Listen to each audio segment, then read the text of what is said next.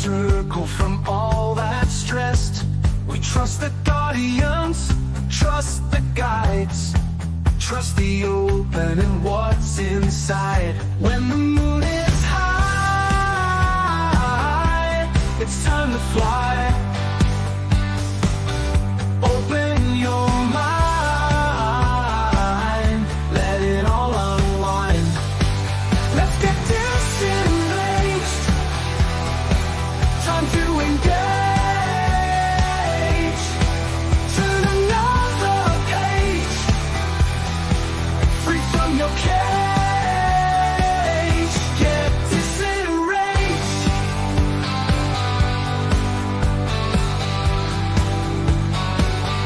When you feel like you've had enough and the week was busy and tough, you need a break, you need some fun. You need to take time from the run. We'll blow your mind.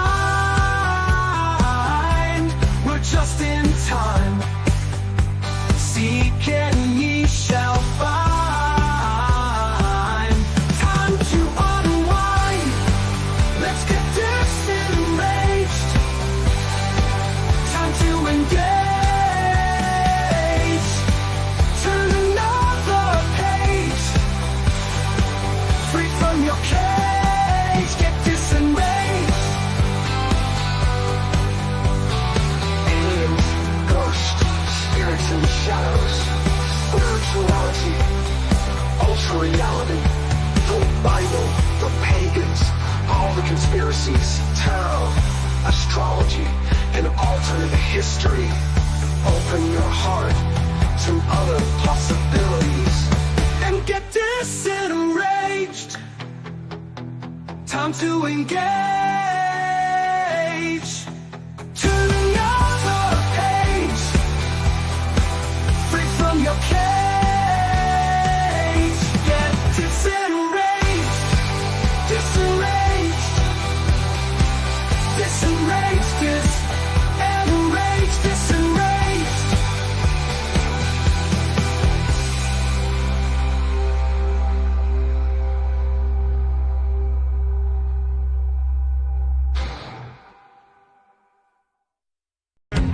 They don't understand the things I say on Twitter. Nigga holler. They don't understand the things I say on Twitter. All my niggas Nazis, nigga holler. Nigga holler.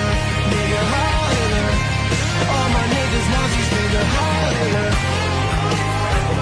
Nigga holler. Nigga holler.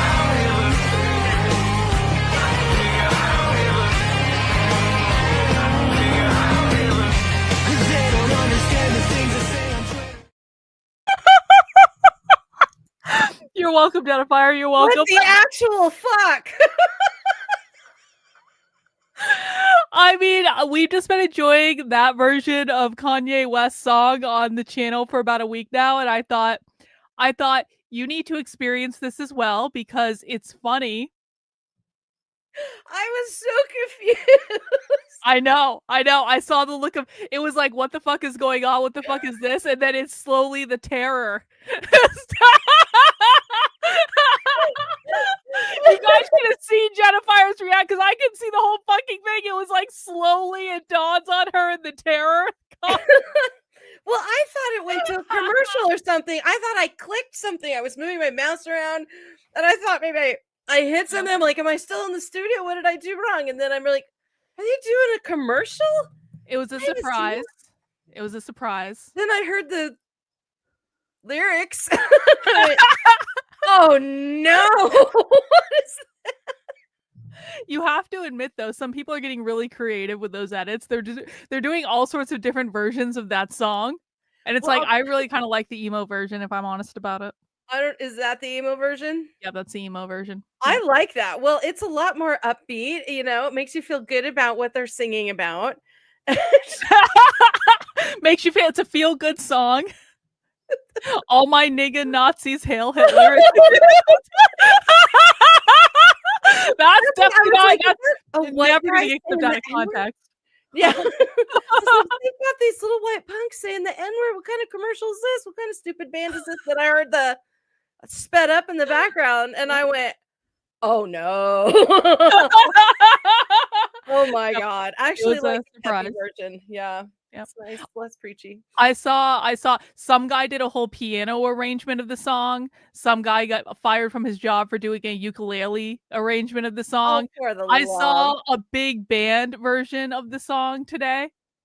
Like, it's like they're making all these different versions of it, and it's actually kind of great and creative, and people are having a lot of fun with it Yeah. because, of course, it says all the things that you're not allowed to say in, like, a single song, and it's just I like think people. that's the point. Yeah, That's what that is when the people point. yeah, yeah.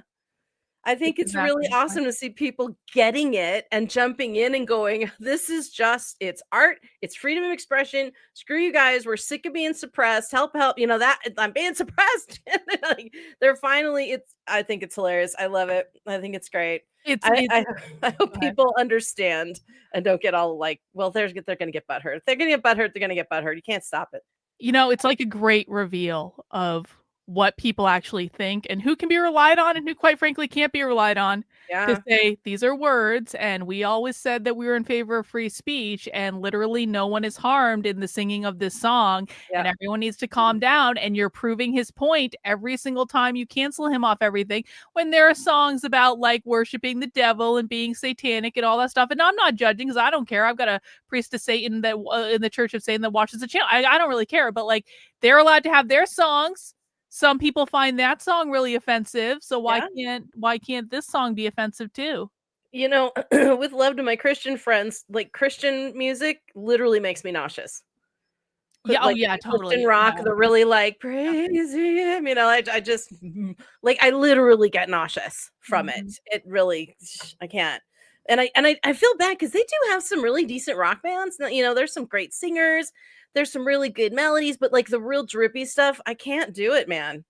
I think there are, like, good Christian bands, like, I used to love a band called Flyleaf, which if you didn't know they were a Christian band, you might not even know they were a Christian band, but they were, and, like, if you knew that, you could but it was just, like it was just good music, it wasn't all, like and it had stuff about God and all that, but it was just good music, and a lot of Christian Yeah. music is not good music. I am also personally offended by most country music, like, for real. I will like, I find it to be a personal affront, and I hate it, but you know what? They're allowed to make bad music and listen to it if they want to at a county fair. I don't care. I actually like county fairs. I just don't like country music. I started getting into country music through folk music. That was my gateway drug. And I got into, but I don't have a lot of country music that I like. The real twangy, heavy. I'm not a big fan of Willie Nelson. No disrespect, but like that kind. I'm not too big. But there's a few that kind of.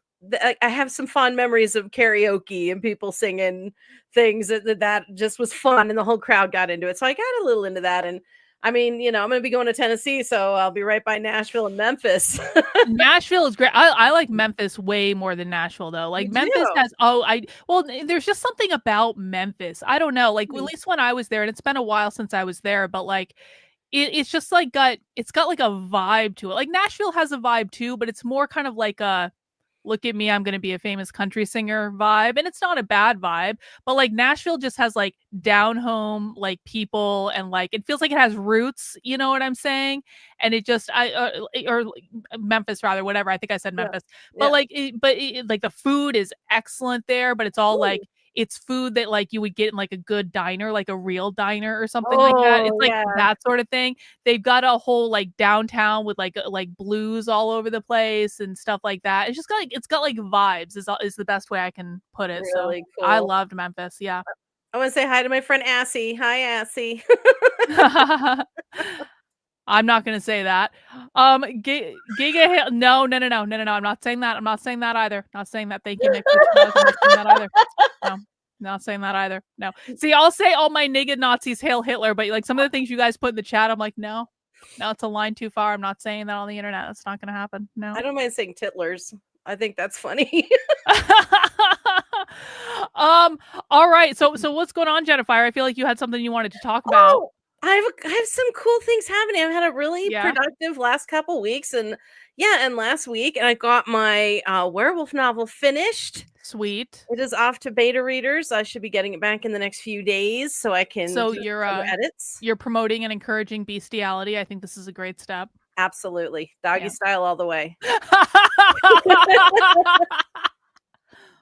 And then the my seed bearer book, which was has the The chapter House called of the Bed. Golden Bed.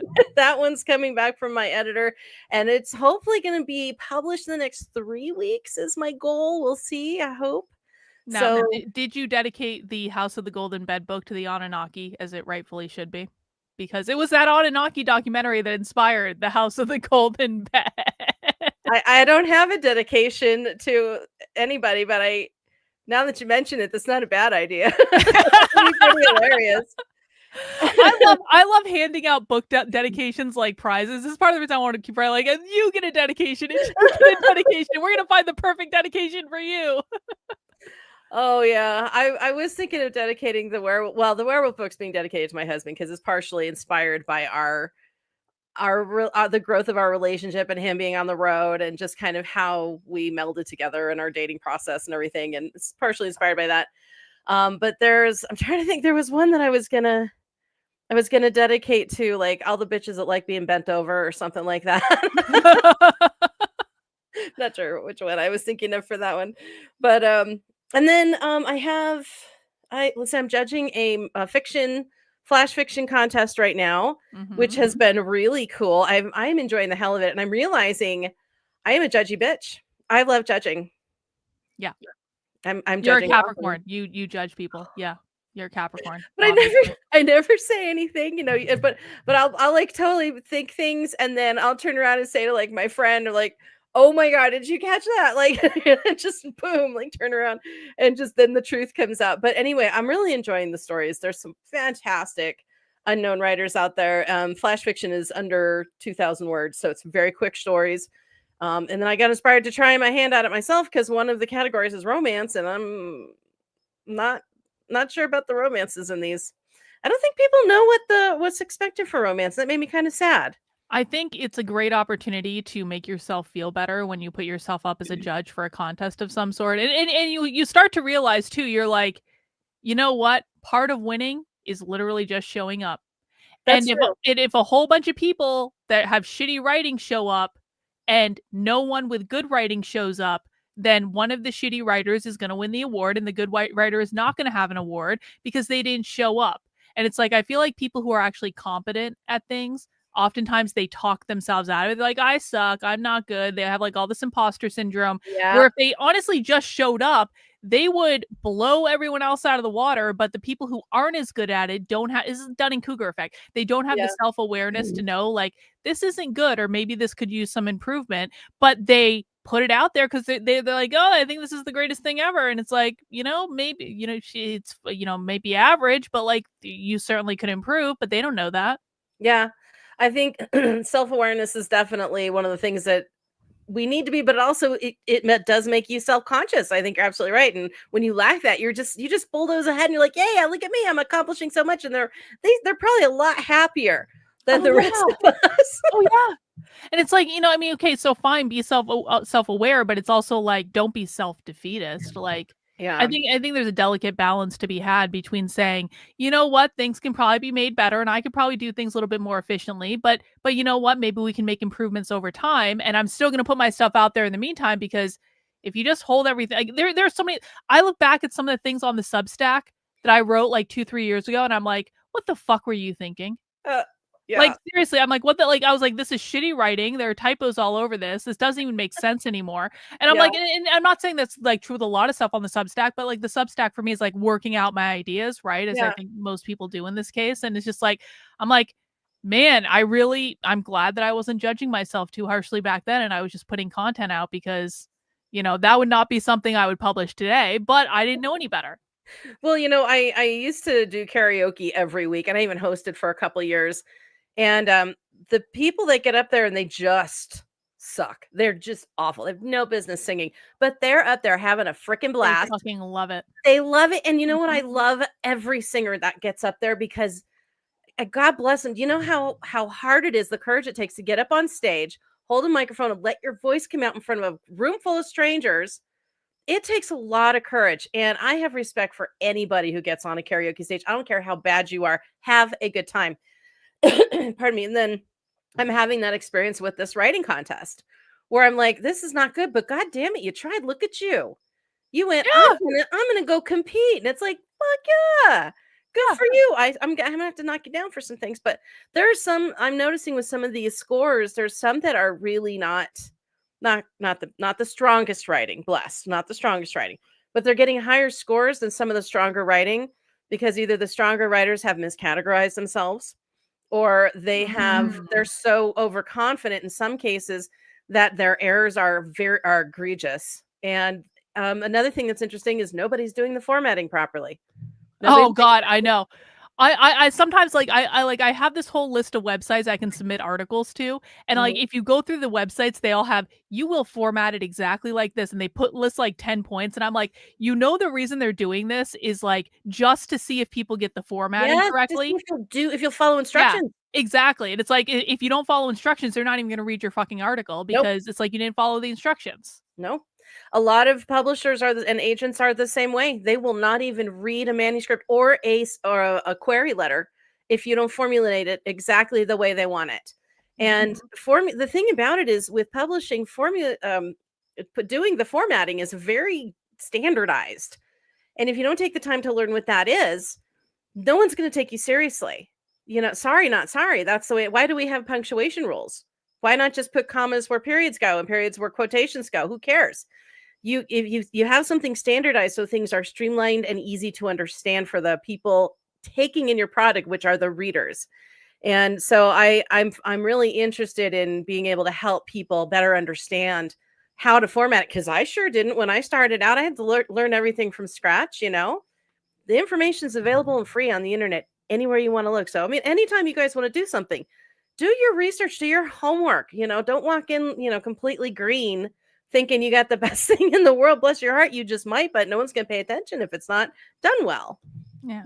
But then I would also say, like, on the same token, like, you need to like learn about things and look for opportunities for improvement, but also just put your shit out there. Yes. And you can just make it better over time. You can edit things, you can change things. I mean, even with books and manuscripts, like, do you guys know how many books I have had get sold with a typo on them that I found later? And I was like, oh, Karlyn, that was a really fucking stupid typo. But like someone's got a special edition somewhere with a really bad typo in it. Because you know what? You can just upload a new manuscript and it's fine and the typo goes away. And it's okay. And guess what? The people that probably got the typo edition probably don't even realize they have a typo edition. They don't even know. Oh, yeah. Well, everybody in your community that was so kind to pre-order my very, very first book, Starstruck, that book, I didn't even realize I had completely misunderstood my editor's communication. Oh my gosh, I have dogs. Oh, here we go. Gotta have all the doesn't even know he's on the internet. Oh, I get a doesn't even know. It's time for a hug, and that's the way it is. Doesn't even realize he's on the internet in front of people. They're good kids. They come give me hugs and kisses, and they go back out and play. So yeah, what was I saying? Oh, I had completely misunderstood the communication process between myself and my editor, and I screwed it up so badly. There's a metric boat time. Like I actually went through and had to rewrite some of the book because it was so egregious. So anybody who has those first editions, you're welcome. Hopefully they're worth something when I'm dead. Yeah, a special edition, never to be printed again. But you know what? The mistake is fixed, and that's really all that matters. And no one is the wiser, probably. I was horrified. I picked up my hard copy. I'm like, I'm just gonna sit down and read it like it's a real book. It is a real book, but and I went, oh no, oh god. Oh. One of my books, like I have a pile of books sitting over here on my desk, and one of my books, I was just like looking at the pile one day while I was like listening to something on the internet. And I'm looking at the cover and I'm like, there is a giant fuck off typo on my book cover. And it's like one of those things I was like, I feel like I read this over and over and over and over and over. How did I not notice this? And I was like, no, this can't be real. And I looked in the Kindle thing and it was real. And I was like, oh. You desensitized yourself. Yep. Oh yeah, that happens. I love it. I'm like, I'm feeling really good about my editing chops right now. And the first thing my mom was reading something, You see yeah, it? she's reading something over my shoulder. She goes, "Oh, you spelled that wrong," and I'm like, "God damn it!" God damn it. Yeah. God damn it. Oh well, it happens. We're human. We make mistakes too. Hopefully people don't get too autistically hung up on it and it ruins the whole story. But really it's their fault if they get autistically hung up on it because they Uh, just need to adjust and move on. Typos happen, they people. do. They They do. happen. Speaking of writers, I got this. Remember, I went to the museum for Mother's Day with my mom. Mhm. I got a Ganesh. Oh, look at that. That's cool. It's like a steampunk Ganesh. Yeah, isn't he great? Mhm. I didn't know. Well, I knew part of his thing is he moves obstacles. So if you feel like there's something in your way blocking your path, Ganesh will move it for you. The Cool. other thing, he is the protector of writers. The protector of writers. Really? Yeah, I think he's got Huh. like he usually carries like a quill. I don't know if my camera's focusing on it, a quill and an ink pot in one of his hands. Oh, no kidding. I didn't know Yeah, that. like this, I think is a quill. It's a feather. And Huh. then and there's an ink pot in one of these. I think maybe that one. I'm not sure. But yeah. Cool. So super cool. All right. Well, Jennifer's feeling superior to all other writers because she's judging a contest, and so Judging Jennifer, you. yeah, you're judging all of us. That's okay. So we're learning about tarot tonight. I thought we were doing gargoyles, but apparently we're doing tarot, which I'm actually much more excited about tarot than I am about gargoyles. Yeah, see, you're gonna be so proud of me. I bought a fucking bag for the tarot cards because you yelled at me because I never put them in a bag. I just basically threw them in I was like, here are the tarot cards. I bought a Oh, bag. gotta Bought a have bag. yes, And yes. it's nice. I have I From don't know how many books I Salem, have. Massachusetts, right here. This is a Salem, Massachusetts tarot bag. That's cool. Uh-huh. Nice. Yeah, Yeah. I had I used to take this to my little local bar and I would sit down and people would buy me drinks to get little readings. Oh, And cool. I saw because like there's all kinds of decks in here. So yeah, and it still smells a little bit of cigarettes too. Oh, man. Back in the day when you could smoke in the bars. So I'm really excited that we're doing this because I learned how to read. Joshua taught me how to read tarot like years ago, but it really takes actually doing it, I think, to actually start to understand like the different cards. Because like it is an art. It is not a science. Like it's you're looking at cards, Yeah. right? Yeah. But like I think it's been so interesting in terms of like I've been doing. Obviously, I've talked about it many times. Like I do tarot, but I use the AI now. It's not that I can't interpret the cards for myself, but I put them into the AI. And one of the benefits of that is I can track like energy over time or like how the different answers are coming up in the cards over time. And it's actually been kind of a fascinating thing because there are a couple like things that I ask about on a fairly regular basis. And I see these themes come up over and over where like I'll get like a really specific card that will come up disproportionately like more, and then all of a sudden that card goes away and another card comes up and all of a Yeah. sudden that card's hanging around for a while, and it's like Yeah. so people think it's like, it's a 78 card deck. What is the likelihood that you're going to start seeing these types of themes just show up when you start and part of like why I even do tarot with the AI is honestly to be able to see like does the same theme show up over and over and over again, or what's going on today, and just because like that kind of like fascination with it, and Yeah. how does that align with what I'm experiencing in the real world sort of thing. And it's creepy, man. I'll tell you what, it is very, very creepy, especially when you're just getting answers that are so on the nose about things. Oh yeah. And so there are times when I'm like, tarot's bullshit and everything sucks and nothing is right and blah, blah, blah, blah, blah, blah, blah, blah. Probably because I'm not getting the answer that I want to. Uh-huh. And then there are times when I'm like, fuck, the tarot has read me and the tarot knows, and I'm just not hiding from anyone anymore. I call them answer tantrums. Yeah. When you hear something you don't like, you're like, no, you're not reading me. It's an answer tantrum. Yep. It's totally true. And like looking back, you're always like, well, the cards did say that, didn't they? You just didn't want to hear it, but the cards did say that. Yeah. Well, and also the same cards come up because you're not figuring out the lesson or you're not interpreting it in the way that they're trying to get you to understand it. Because I had two cards too that popped up every freaking time. Because we do tend to ask the same questions, especially for in a rut. And I always would get I never do that, Jennifer. I never ask the same question over and over and over again. Oh, Dog 2 has come over. Oh, she can give me a hug too. Oh, You can give me a hug too. Oh, dogs, so inconsiderate. So inconsiderate, doesn't even know she's on the internet. You're such a good girl, Anya. Get down. Look how big they are. Oh, and now I'm. Bleh, I have a dog facial. Anyway, what were we talking about? Tarot and getting the same card. Yeah, because you get in that rut, and you do tend to ask the same questions. So I was, of course, always asking, when am I going to meet the right guy? And I kept getting the hermit, and I'm like, oh, that's not a good. You're never meeting him. It's never happening. Stop asking the question. Like, stop. You need to do some introspection. Exactly. You're meant to be alone right now. If you can't figure that out, you got to quit asking this stupid question. And it was the other one, the Queen of Swords, because in one of my decks, it looks like she's cutting her hand on the sword, and there's blood like dripping down. And I do intuitive. I don't do it by the actual meaning of the cards. So for me, that meant I'm causing my own pain. Yeah. And that's what I looked at. And so every time I felt like, what is causing this problem? It's like, you are. Oh, okay. All right. Let me look at that. But it always would let me know, this isn't anybody else's fault, honey. You did it to yourself. Well, it's something the Queen of Swords would say. I'm trying to find the Queen of Swords in the Tote deck, because it is legitimately one of my favorite cards in the Tote deck.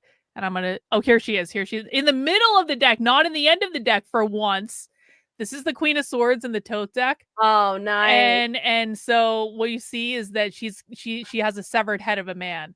So she's considered to be like. So Joshua once told me, like, the Queen of Swords is like the divorced woman, and she's just like done taking his shit. She's got the sword and she's got his severed head. Oh my and she's God. like sitting topless on a throne. I'm like, this bitch. Like, come on. Oh, this is the one that I was talking about. Oh, yep. There she is. Yeah. I forget what, I think this is like an Art Nouveau deck. It's one of my favorites. It looks like stained glass windows. The art in this is just stunning. Yeah.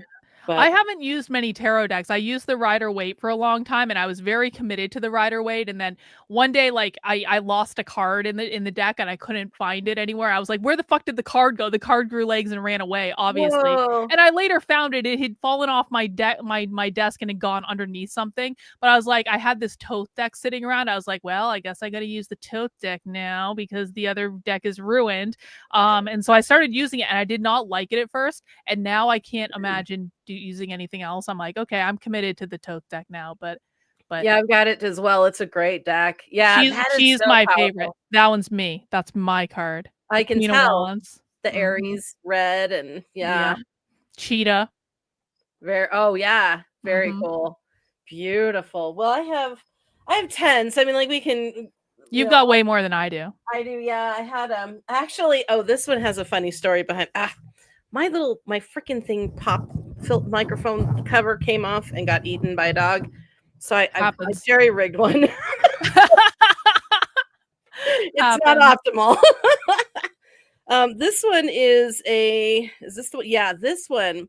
I love this deck. It's beautiful, but I have to tell you, I didn't find out till decades after I bought this deck that it is actually designed by the follower of a very famous cult leader.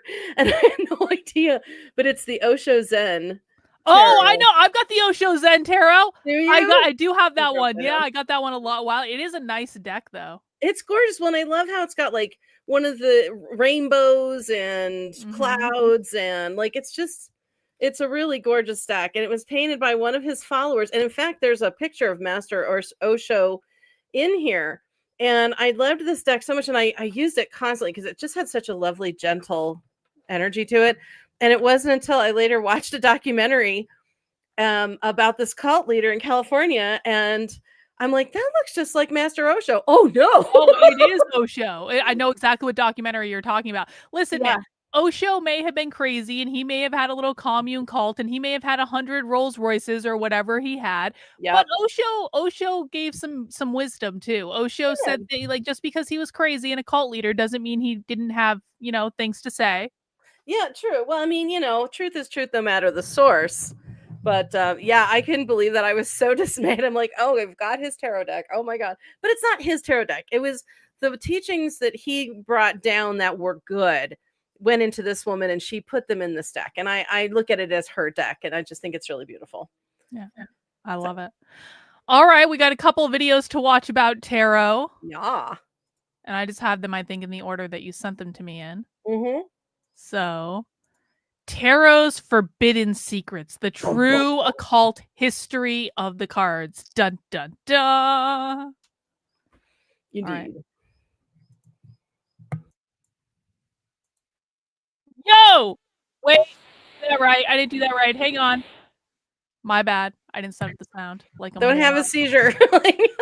It just took over my entire screen. When I don't set up the sound properly, it takes over the entire screen. Oh, interesting. It's like, all right. Take two. Tarot's Forbidden Secrets. No! What the hell? Why did you do that again? It's fine. Oh, there's no sound. It's not. There's no sound. What the fuck? I didn't know. Should I draw Chrome tab? Hang on. I'm going to do this right. Hang on. Okay. It's got the, okay. It's definitely going to work this time. Everyone ready? Okay. We're good. So I'm gonna... There we go. Yeah. In a world where the lines between reality and the mystical blur, the tarot beckons. Join us as we journey through the shadowy corridors of history, unraveling the secrets of an ancient deck that has captured imaginations for centuries. From its origins in medieval Europe to its whispered connections to ancient Egypt, delve into the tarot's hidden realms. Discover the stories, the rituals, and the enigmatic figures that have transformed these cards into a universe of their own. Prepare to explore the tarot like never before. It's so sinister. I know, right?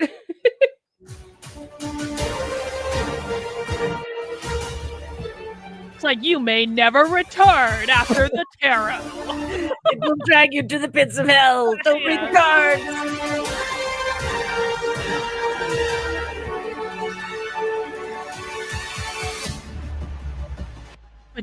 It's like an eagle flying across the screen. You know what this is like? It's like the weather station. When like, do you guys ever notice that the sometimes the weathermen just get really overly dramatic when there's like a storm or something, and it brings like this like storm of the century, but then the lightning strikes across the screen, and then an eagle flies across, and then there's a tornado or something, and it's like this is the greatest storm that has ever been stormed, and it's like, and then like 2 weeks later they do it all again. Yeah. Well, it just everything gets sensationalized. Even like I remember when Fox News used to only, and I don't know about the other ones, but they only used their dong with the big alert sign that went by when something was interrupting another program. Now it's every freaking thing is boom, news alert, boom, news alert, and yeah. Breaking news: Donald Trump goes to McDonald's in Saudi Arabia. Oh man. So extra. Yep. Dramatic music fades. even the captions know. The captions know. Failed origins. A soft whisper echoes through dimly lit corridors, hinting at secrets long forgotten. Tarot is more than a collection of cards. It's a doorway to the unknown, where shadowy figures and ancient symbols beckon those who seek deeper truths. I don't know about that. The allure of tarot has fascinated mystics, occultists, and seekers of esoteric knowledge for centuries, drawing them into its intricate web of mystery and meaning. The roots of tarot are tangled in history's dense underbrush, where fact and legend intertwine. These cards, filled with enigmatic imagery, first appeared in medieval Europe, where they were used as a game among nobles and aristocrats. But as they passed through the hands of alchemists and magicians, they took on a different significance, their playful origins giving way to something more profound.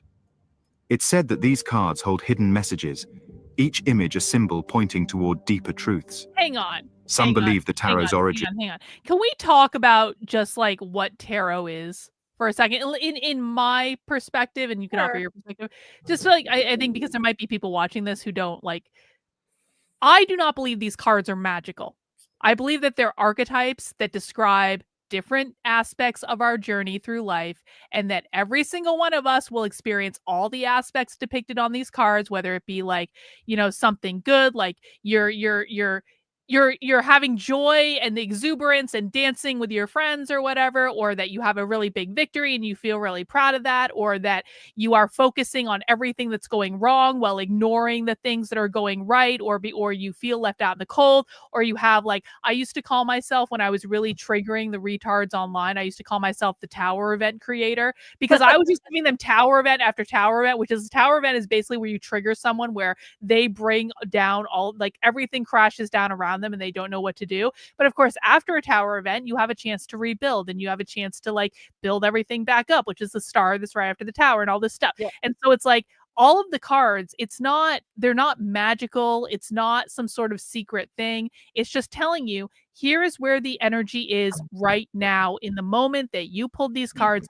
That energy could change 5 minutes from now if something happens. You just don't know. That's why it's like, you can't really use tarot to predict the future, I don't think, because it's like, we have free will. We can look at where the energy is, but that energy could change. And if you're dealing with a fucking Pisces or something like that, and they're going like this all the time, you cannot, because it will change in 5 minutes. And sometimes if you're in the middle of a reading, sometimes you can even see it change in the middle of a reading where everything's going fine. And then all of a sudden, pew, Yeah. anyway, that's my overview on tarot. I was, of course, a very, very devoted Christian, and I had friends that had tarot cards, and I, of course, was taught that they were the devil's tools, naturally. Yep. I even had a friend who thought that there was a demon that lived in each card that spoke to you, and that's how people got their messages. No. And I mean, because you're a naive little virgin Christian going, "Ooh, that's bad." And then another friend of mine, as I was starting to leave the church, pulled out her deck, and I was scared to be in the same room with a deck of tarot cards. Wow. And she was like, she says, they're just pictures. You can read literally anything. She goes, people read tea leaves. I'm like, oh, that's true. She goes, people read palms. They read anything. And I'm the kind of person I've developed enough where I can do that. You can make a squiggle on a paper and I can read that for you, but she was saying these are just images. And she goes, it's like a Rorschach test. What reminds you? What does this card remind you of when you look at it? She goes, and I said, well, I don't know. And she goes, well, just start describing the picture. And so I started describing the picture. Well, there's a kid with a son and a kid's on a horse, and and she's like, what does that make you feel? And I said, kind of warmth, innocence, maybe something exciting. I'm going to travel somewhere. She's like, there you go. You just did a reading. And I went, oh my God, that's it? She's like, that's it. And then she goes, no, there are, of course there are. And I will say this too. They are an oracle tool as well. So you can use them to connect to your guides who will influence the cards. When people say, how do you pick a card? One of the first ways I learned was you fan them out and you close your eyes and you just slowly hover your hand over until you feel a warm spot. And then you pick that card. And that's like your guides going, that one, that one, that one. Look at that one. And so you learn how to trust and communicate with your guides. And then when I read for other people, my guides communicate to their guides who tell me. Yep. And that's how I get the guide. They're all working together. We're a team. And I always tell someone when I read for them, we're a team here. Your guides are talking to my guides. My guides are talking to your guides. We're all talking to each other, and they're going to help me parse out the information that you need. And I'm going to do my best to put it in a way that's easy for you to understand. You know what? I've definitely done that, like where I basically tell like all the people involved, like, or the guides, like whatever. Okay, everyone needs to have a meeting and come to a consensus on this question. But like I've also done it where, and this is actually kind of fascinating, where if I'm really trying to figure something out, I look at it from the perspective of the person I'm trying to read. Then I look at it separately from the perspective of their guides or their higher self. And then I look at it from the perspective of my guides. And it's actually so fascinating because like my guides are always the most cynical of the bunch.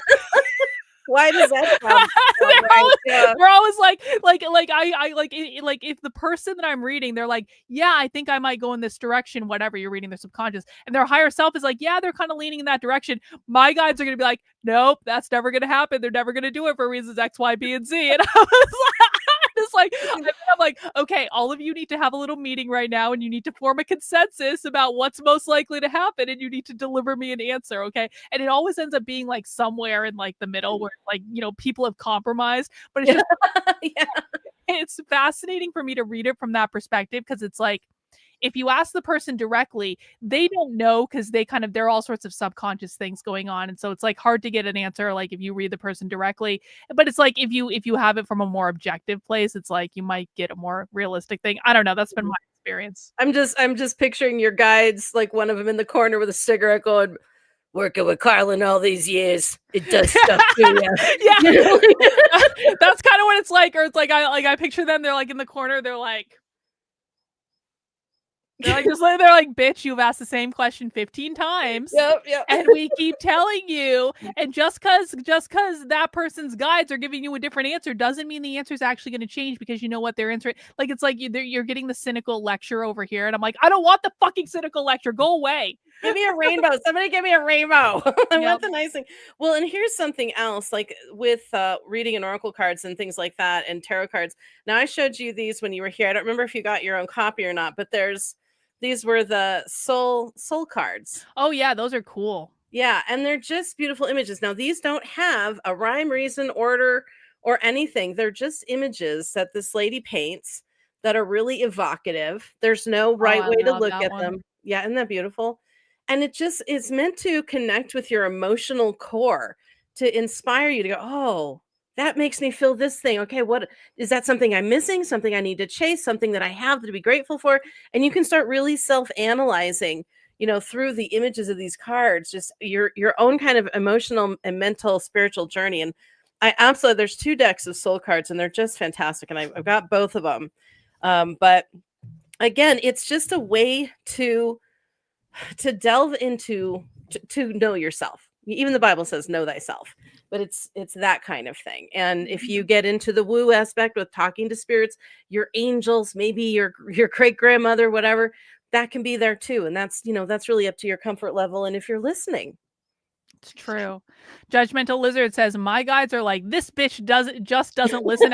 So it's actually funny. So I actually have like a thing that I've been dealing with one of the many fucking Pisces in my life. This little pesky Pisces. I swear to God. Like, I tracked in all the Pisces in like a 3-month period. It's like, I'm like, can you they're teaching you something. I'm learning patience. But like one of them, I was dealing with this problem with him where he was just being ridiculous. And I was I like tuned into his guides, and I was like, what advice are you giving him? Because this is the most retarded thing he's done yet.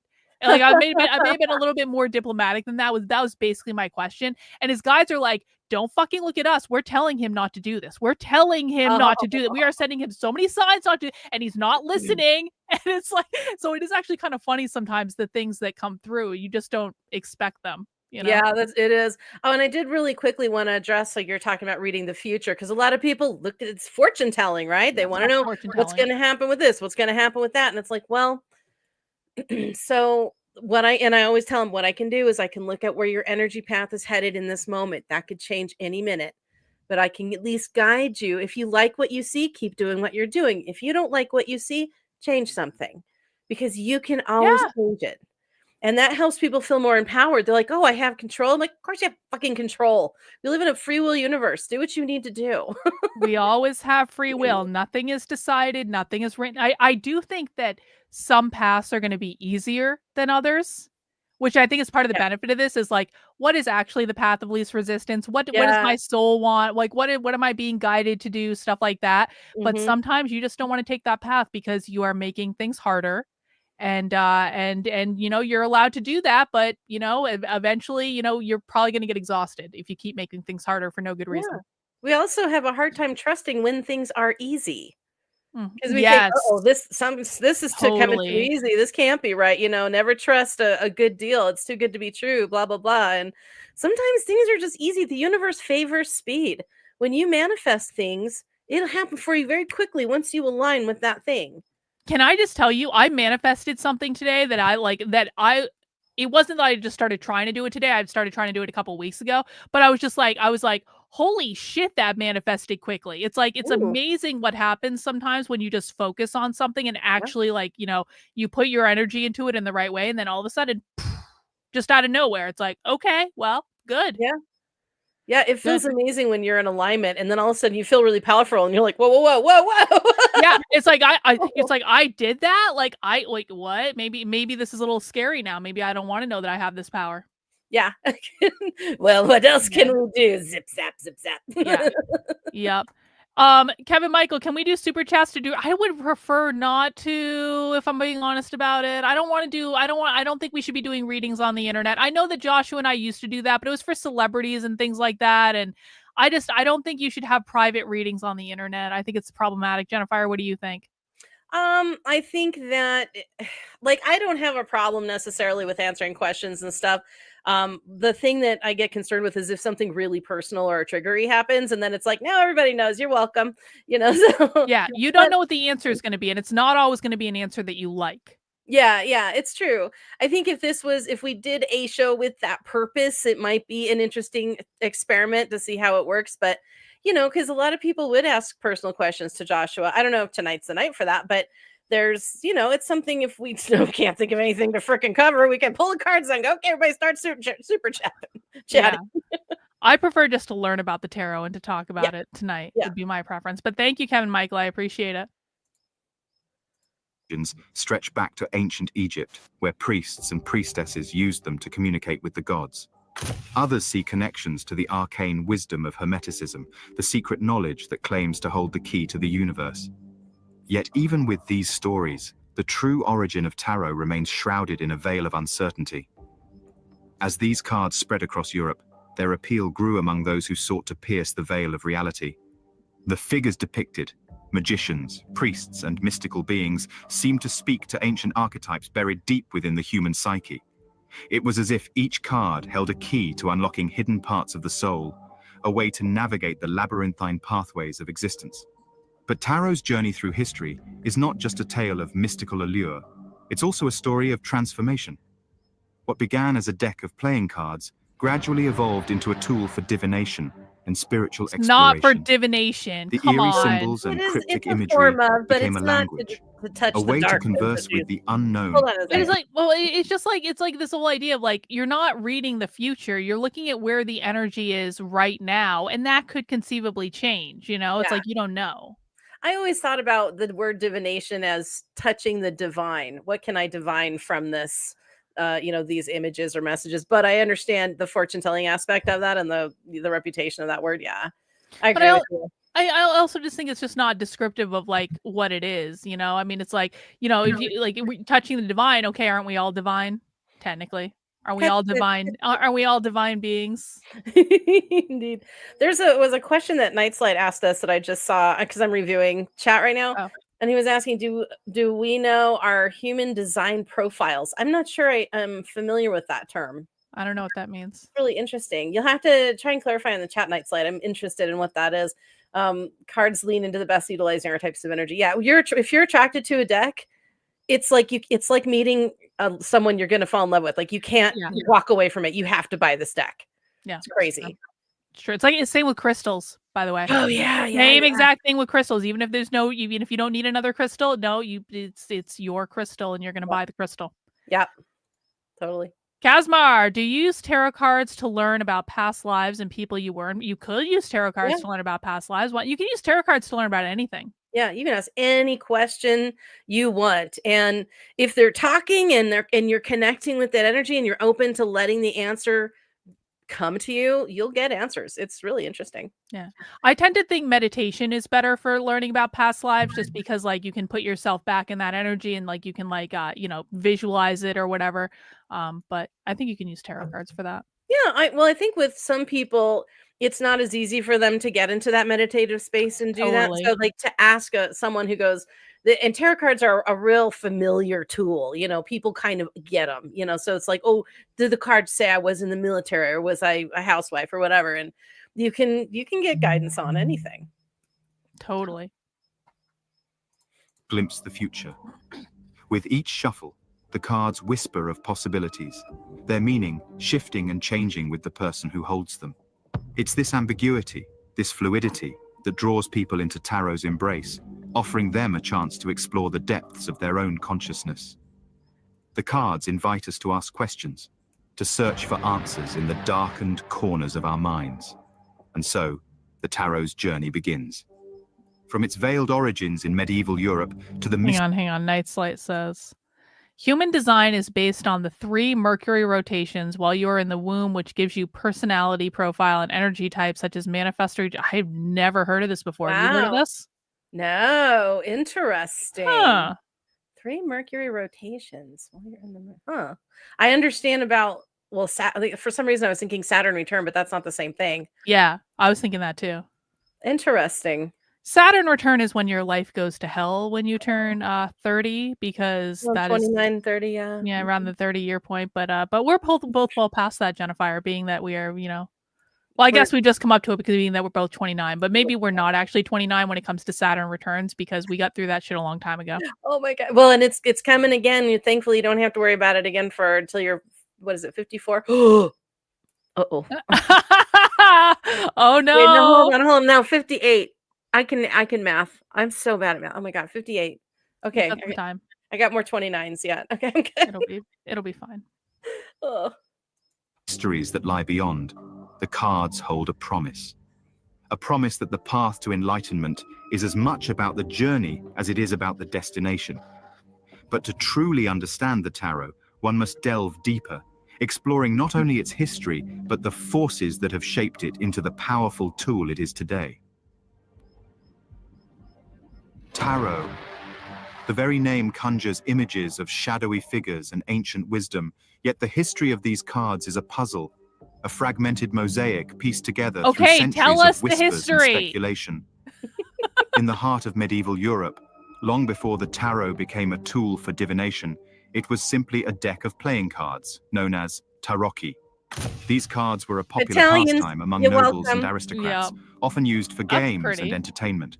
The earliest known decks, like the Visconti Sforza, crafted in the 15th century, were ornate and elaborate, with gilded edges and intricate illustrations. But these early decks, though beautiful, held no mystical significance, at least not at first. So gorgeous. The tarot's transformation from a game into a tool for esoteric exploration began when it crossed paths with the burgeoning interest in the occult. As the cards traveled across Europe, they began to attract the attention of mystics and alchemists, who saw in their images a deeper symbolism. Rumors spread like wildfire, whispering of ancient connections. Some believed that the tarot's origins could be traced back to Egypt, where it was used as a tool for communication with the gods. These tales of Egyptian roots were fueled by the 18th century writings of Antoine Coeur de Gebelin, a French clergyman and scholar. He suggested that the tarot held hidden knowledge, handed down from the ancient priests of Egypt, whose wisdom was encoded in the symbols of the cards. Others found a different source of inspiration in Hermeticism, an ancient philosophy that blended elements of Greek, Egyptian, and Christian thought. The Hermetic Order of the Golden Dawn, a late 19th century secret society, was deeply influenced by Hermeticism, and they saw the tarot as a reflection of Hermetic principles. Gnosticism The idea confirmed. that these cards contained esoteric wisdom, capable of unlocking the mysteries of the universe, became a compelling narrative. Yet despite these enticing stories, the true origins of the tarot remain elusive. The journey from a deck of playing cards to a powerful tool for divination is a winding path, full of twists and turns. The symbols and imagery, though steeped in meaning, offer no definitive answers. The tarot is a labyrinth, its origins lost in the mists of time. Oh, come on. This uncertainty adds to the tarot's allure, allowing each generation to weave its own stories and interpretations. It's so dramatic. The tarot is not bound by history. It is a living, breathing entity that evolves with each passing century. It invites us to explore the unknown, to embrace the mystery, and to seek our own truths within its enigmatic images. The early tarot decks, delicate, ornate, and mysterious. These decks were the first steps on a journey that would lead the tarot from the salons of the nobility to the occult circles of modern times. Among them, the Visconti Sforza deck stands out, a testament to the artistry and elegance of the era. That's pretty. The Visconti Sforza deck, created in I the want that 15th tarot century deck. for the powerful Visconti and Sforza families of Milan, is one of the oldest surviving tarot decks. Its cards are adorned with gilded edges and intricate illustrations, depicting figures in flowing robes, elaborate crowns, and medieval landscapes. So Each card is a work of sweet. art, crafted with meticulous attention to detail. these early tarot decks were not intended for divination or mystical exploration. They were playing cards, used for games like tarocchi, a popular pastime among the European aristocracy. The cards were shuffled, dealt, and played with, much like a modern deck of playing cards. The suits, swords, cups, coins, and batons, reflected the symbols of medieval Europe, while the court cards portrayed kings, queens, knights, and pages. Oh, is this why the Rider-Waite is what as it these is? decks circulated Well, among that's the why European both of them elite, are based their on imagery that, began yeah. to take on a Yeah. life of its own. The intricate designs and symbolic elements caught the attention of scholars and mystics, who saw in them more than just a game. The major arcana, 22 cards depicting figures like the Fool, the Magician, and the High Priestess, seemed to carry hidden meanings, inviting deeper interpretation. Over time, these symbolic interpretations grew, fueled by the burgeoning Do you have a favorite card in the tarot? It Just kinda like in almost- general. Mm. I love Death, and I love the Fool. I was gonna say I love the Fool. The Fool is probably my favorite card because it's just like this prissy guy walking through the woods, not a care in the world, and he's walking towards a cliff, but you don't know what's after that cliff. Maybe there's another ledge underneath it. He's gonna fall off it and be fine. Yeah, And it's just like if you bring Fool energy to things, I think it's like a really beautiful energy to start something with. Like I'm just doing out here in like a crazy outfit, walking through the woods with my dog, just enjoying life. The Not Fool worried follows- anything about it, not letting stressors of the day bother me at all. the Fool follows their own path, and Yep. as a warning, it means you need to start paying attention to the dangers around you. And as at least that's how I usually read it. And then as a celebration, it can be like, go have fun. You know, Or just stop overthinking this. sure, absolutely, yeah. Totally. I'm looking for if I find my Fool and my Death card in my check out this little beefcake. Hello, ladies. Oh, what is that? Is that a This page? is the Knight of Cups. Knight of Cups. The Yeah. romantic one. Oh yeah. The romantic one that never follows through because it's a fleeting moment where he's feeling romantic and then he goes back to like being an asshole 3 days later. Then he falls asleep. And then he falls asleep. Exactly. Because the knights are usually not reliable. That's the That's Hermit. pretty. Isn't Oh he yeah, gorgeous? that's the hermit. Yeah, Yeah. we're real good friends, he and me and that card. Yeah. I'm just see if I can find it. You can play the video. If I find it, I'll hold them up. You like the strength card, Gayla? Ooh, nice. Mm-hmm. With the woman prying open Oh. the mouth of the lion. This guy. What is that? It's a judgment. Yo, hang on. I need to see that bigger. That's definitely judgment. I'll tell you what. I'm judging. I'm That's, judging. yeah, we're judging. We're judging. That's much better than the Rider-Waite. Oh, yeah. The Rider-Waite is like a whole bunch of angels coming out of like in zombies coming out of coffins on Judgment Day. This deck has so many hot guys in it. This is That the a disc? Magician. Oh, the Magician. I don't Yeah. like that one. I don't know. I don't like I him.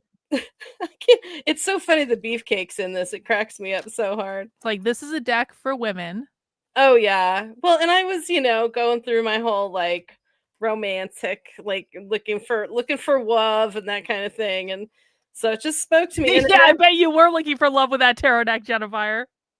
this was my first tarot deck God. after coming out of Christianity. Oh, this guy always had, he looks like such a chode.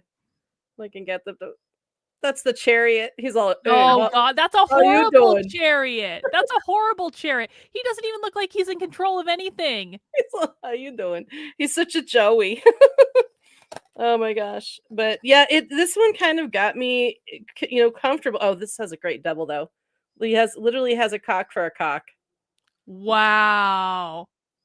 You know what I love about the devil card, at least in the Rider-Waite, is that like so the devil card is kind of like the lover's card and that you got two naked people on in the Rider-Waite, right? But like they have chains around their neck and you think that they're chained to like the devil or whatever, but it's like if you actually look at the chains, they could literally just take off the chains. Like it's kind of like a position they put themselves in and they can remove themselves from it if they want to, but they're staying chained there for a reason. Hey, people are into chains. Don't judge. Oh yeah, well it's totally a bondage card too, but Oh, hell yeah. I did find Death. This deck has my very favorite Death card. Oh, here, Gayla. This is the Strength card in this deck. I like that one. Yeah, it's very serene. It's probably one of the least decorative ones, and I think it's because it's It's not meaning to be flashy. Its strength is something, you really do find within. So this is my favorite death card. He looks like he's flying. He's dancing. Oh, he's dancing. He's dancing. He's happy. I love him. I just every time I see him, he makes me happy. I still get freaked out every time I pull the death card. And it's not because it means you're going to die or anything like No. that, but it means like there's going to be a transition. Yeah. There is an ending. Something is now that doesn't necessarily mean it's going to be bad. It could transition into something better, but Yep. something is moving. There's your tower. Oh man, I love the tower card. Yeah, That's this the other one's thing is if you beautiful. get the tower card, it's like something is happening and it's going to happen fast and you're going to notice it. What's that? Ah! I don't like that one. I can't get. He's the page or knight of swords. He's like. I don't like that one. I don't like that one at all. I don't like the swords. The swords always bother me. The page Oh, of really? swords is a little fucking gossip that's causing problems. And then this is another one I love in this deck. It's the priestess. Yep, there she is. She's very beautiful. Mm-hmm. So yeah, I mean, oh, and here's the fool. There's my baby. See, look at crazy outfit. Doesn't even give a fuck. Wearing a cape in the middle of the woods, about to walk off a cliff. Doesn't care. He's Doesn't all, care. "Yes, hands." Yep, You and know you know what? He's probably gonna be fine. And some people say like the tarot is like the journey of the fool, right? Oh yeah, I suppose. Yeah, I mean, there are certain cards that are very triggery, but they trigger because you need the message. That's why it's triggery. Yeah. If you don't like it, there's a reason you don't like it. All right. Yeah, and don't ask questions you don't want to know the answer to. That's so true. It's like the tarot's gonna be like, well, there's gonna be a hard lesson here that you don't want to hear right now. Yeah, are you That's sure? okay. You can keep asking the same question over and over and over again, and guess what's gonna happen? We're gonna tell you the same fucking thing over and over, and then we're gonna start to get bitchy. This is what I love when the tarot cards start to get bitchy. Has this ever happened to you? Where you're just no, I don't believe it. I don't believe it. You keep like basically like trying to obfuscate, or maybe you're not asking the same question, but you're asking tangentially related questions. and suddenly the tarot's gonna put you in your fucking place if you do that. It's gonna be like, now I'm gonna tell you something you really don't want to hear. Yeah. Oh, you can tell, and then you can tell when they're kind of done and they're doing this. They're like, okay, yeah, because no you more. start getting complete nonsense, and you're like, down fine. the cards. Yeah, you know what the answer is. Oh, my dogs are barking at somebody else's dog. I should probably go call them inside. All right, I'll bring the video back up. All right, I'll be right back. Interest in the occult and esoteric knowledge. As the Renaissance gave way to the Enlightenment, the tarot's imagery was increasingly seen as a reflection of universal truths and ancient wisdom. The cards became more than just a game. They became a mirror into the soul, a way to explore the mysteries of existence. The Visconti Sforza deck and its contemporaries laid the foundation for the tarot's transformation from a game into a tool for divination and spiritual exploration. The detailed illustrations, with their medieval charm and symbolic complexity, opened the door to new interpretations and hidden meanings. These early decks remain a source of fascination for tarot enthusiasts and historians alike. They offer a glimpse into a world where art, culture, and mysticism converged, where the line between reality and the unknown was thin and easily crossed. In their delicate brushstrokes and gilded edges, the tarot's journey began, a journey that would lead to new realms of symbolism and significance. The rider waits. The history of tarot is like a winding labyrinth, filled my with unexpected turns and You've hidden already told us passages. this! Among the many twists and turns, one deck stands out, reshaping I'm the going to start an AI video channel about spirituality where I'm just going to have the AI write all the scripts and I'm just going to put it into an AI video thing and just make videos like this. Do you know, when I was looking, a lot of times when I look for videos and information for us, and I think you mentioned this has happened to you too, when you're looking for videos, it's like a totally different graphic system, but it's the exact same text. It's the same content because they both gone into the AI and asked the same fucking question. Yep. And it's like, it's given them the same script. It's like, this is why you have to really people who think that you can just pop out a book using AI. I've got a surprise for you. You're going to have the same book as the other people asking that question as well, because it's not going to differentiate you. So you actually have to pay attention to what you're fucking doing. Yeah. Exactly. Nick, you just got tarot cards. Ooh, neato. That's fun. Very cool. That's fun. Course of Tarot's journey, the Rider-Waite Tarot. Created at the dawn of the 20th century, it would become the most popular and widely used tarot deck, its imagery leaving an indelible mark on the world of the occult. The Rider-Waite Tarot was the brainchild of Arthur Edward Waite, a British scholar and mystic with ties to the Hermetic Order of the Golden Dawn. Oh no. He envisioned a new deck, Hermeticism. one that would not only No! revive That's the not the ancient Rider-Waite, symbolism this of is the AI. tarot, but also infuse it with deeper meanings. To bring his vision to life, he enlisted the talents of Pamela Coleman Smith, a gifted illustrator and fellow member of the Golden Dawn. Together, they set out to create a deck that would speak to a new generation of seekers, those drawn to the mysteries of the occult. The result was a deck that blended traditional elements with innovative interpretations. The major arcana, those 22 cards that trace a journey from the Fool to the world, were reimagined with a fresh perspective. Coleman Smith's illustrations were rich in detail, with a unique style that brought the archetypal figures to life. But it was the minor arcana where the Rider-Waite deck truly broke new ground. Unlike earlier decks, where the numbered cards were often simple patterns, Coleman Smith's illustrations transformed them into vivid scenes, each telling a story. This shift from abstract symbols to pictorial imagery made the deck more accessible, allowing readers to find deeper meaning in the cards. The Rider-Waite deck quickly gained popularity, its unique imagery resonating with a new generation of tarot enthusiasts. The scenes depicted on each card invited interpretation, opening the door to a wealth of possibilities. The deck's blend of tradition and innovation made it a versatile tool for divination, meditation, and spiritual exploration. As the 20th century progressed, the Rider-Waite deck's influence spread like ripples in a darkened pool. It became the template for countless other tarot decks, its imagery serving as a foundation for new interpretations and Oh, variations. I like that woman one. The impact of the Rider-Waite deck was profound, with its distinctive style and symbolic richness shaping the way tarot is understood and practiced today. In the years that followed, the Rider-Waite deck became more than just a collection of cards. It became an icon of the occult, a symbol of the mystical journey. Its imagery, with its blend of ancient archetypes and modern sensibilities, continues to inspire tarot readers and creators alike. Even today, as new decks emerge, the Rider-Waite Tarot remains a touchstone, a reminder of the power of the tarot to capture the imagination and reveal the unseen. The Rider-Waite Tarot, with its intricate symbolism and evocative imagery, has permeated the very fabric of modern culture. I just want to show people what the Rider-Waite looks like, because what you're seeing on the screen is not actually the Rider-Waite. This is like an AI tarot thing. But I want to show people what the Rider-Waite actually looks like. Oh shit, that's not gonna work, Jennifer. What the fuck? Oh no! Don't you have a Rider-Waite deck? I do have one, but it's not within arm's length or at the I moment. have a miniature one. I have a little You got teeny a little mini one. Hey, children, everybody, they're I playing. was just under my looking for desk an now. image. Trying Yeah, to find an image with like the most cards. Well, I guess this can work. I wanted to tell Night's Light I was talking about the Queen of Swords, not the Devil. That's how the Queen of Swords can. I don't know what the Devil's talking about.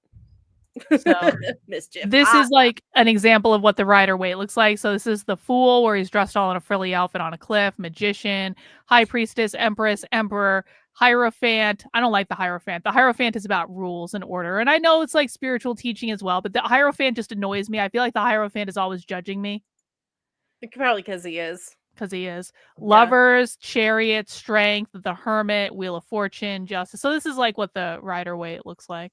Yeah, very simple, very rudimentary, easy, bright colors. And I had a little mini one because I built myself a camping kit that had like everything you need to do a tarot reading On a campsite? Yeah, in a little campsite. I'll go snag it. I'll show you. Play the video. I'll be right back. Man.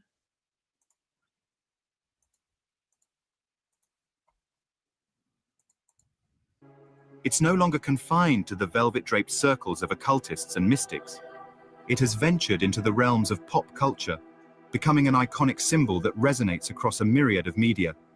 From the silver screen to the pages of best-selling novels, The Rider-Waite deck's influence is undeniable. True. In film, the tarot appears as a harbinger of fate, a tool used by mysterious seers to unveil hidden truths. Consider the haunting presence of tarot in movies like Live See, and that's Let a Die, cool looking deck. where the cards are right used there. by the enigmatic solitaire to guide her in a world fraught with danger and deception. The imagery, instantly recognizable with its iconic figures and mystical aura, I want that dress and necklace she's wearing. spent to know. these scenes. In literature, the Rider-Waite deck has woven its way into stories that explore the supernatural and the unknown. Do you have your Rider-Waite deck? Do you want to show Yeah, it? okay, so this is Let's go. my Ooh, it's in a box. Yep. So this I can just throw in my camping stuff, and it opens up, and I have a little kit for Oh, tarot. look at that. You really Yeah. do have a kit. Yeah, I'm not kidding. I did all the. So I have like a little bit of incense, little tiny, and everything's miniature, and I love miniatures.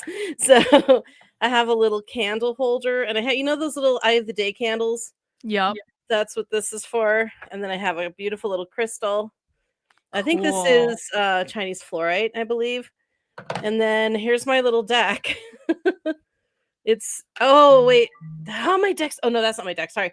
This is if I want to do a ritual. I have something for air. Got a feather. Yeah, I have something for let me think, earth, I believe. No, earth is a stone. What did I have? Oh, this is for coins.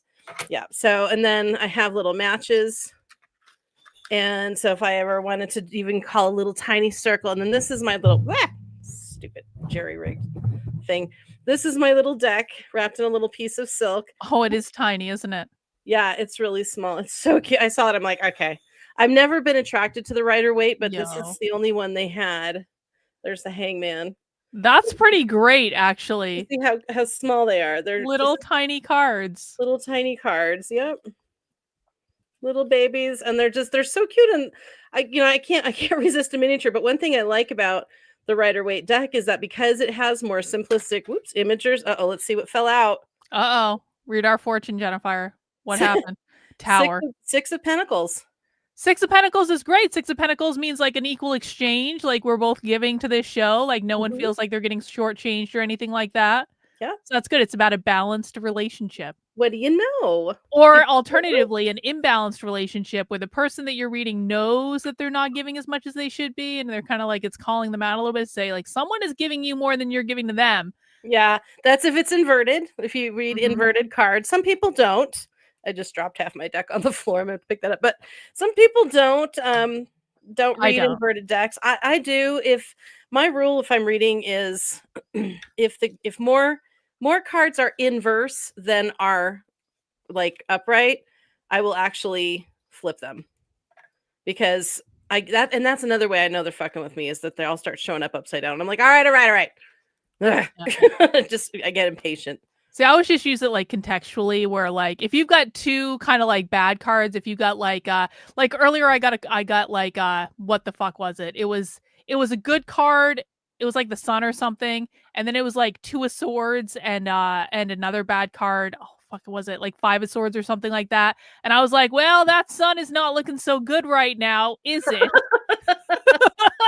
Yeah, that's when you start kind of going, okay, what am I getting fooled by? What do I think is the shiny illusion? Yep. So cool. That was great. Jennifer, do you remember that bookstore I told you about in Utah with like that really like so he has a collection of miniature books. If you go on his this is Moon's Rare Books for people who don't know. Like everyone should go on his Instagram and look at his stuff, because he's got just like the coolest stuff and the coolest like old bookstore. But he has this whole collection of like miniature books. He's got like a whole bunch of Bibles that are like this big. Oh my god! And they come with a little magnifying glass. Some of them. And it's like I love it. It's cool. Oh my gosh.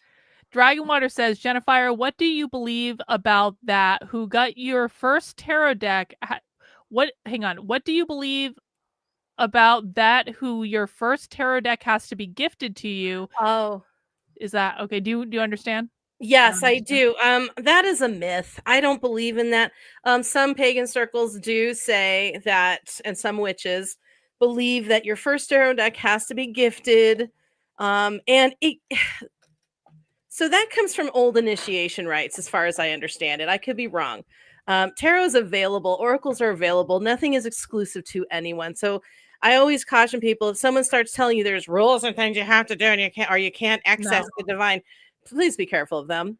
But yeah, if someone gives you a tarot deck, it's very that deck is important. It has come to you with purpose, so honor it.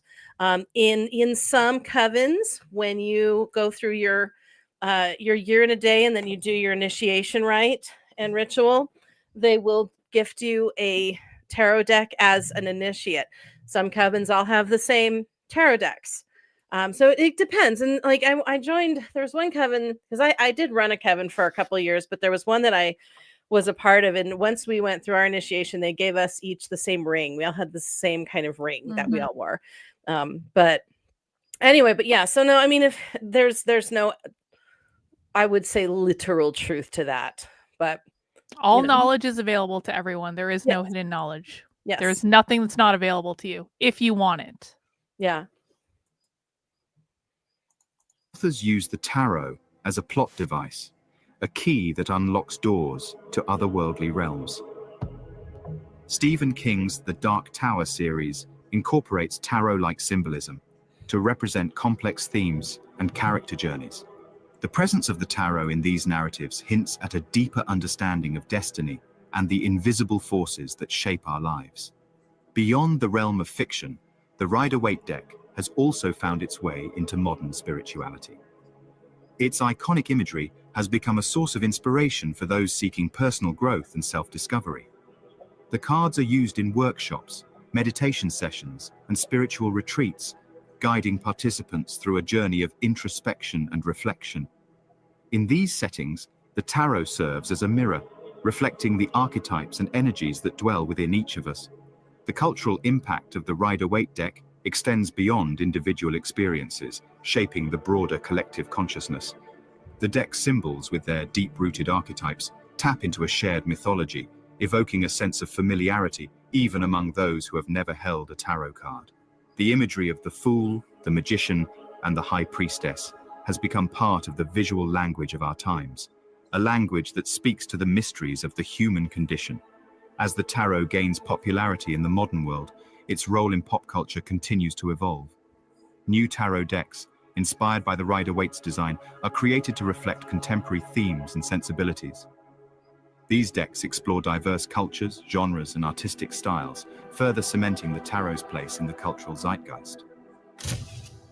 The Rider-Waite tarot, once a curiosity of the occult, has become a bridge between the mystical and the mainstream.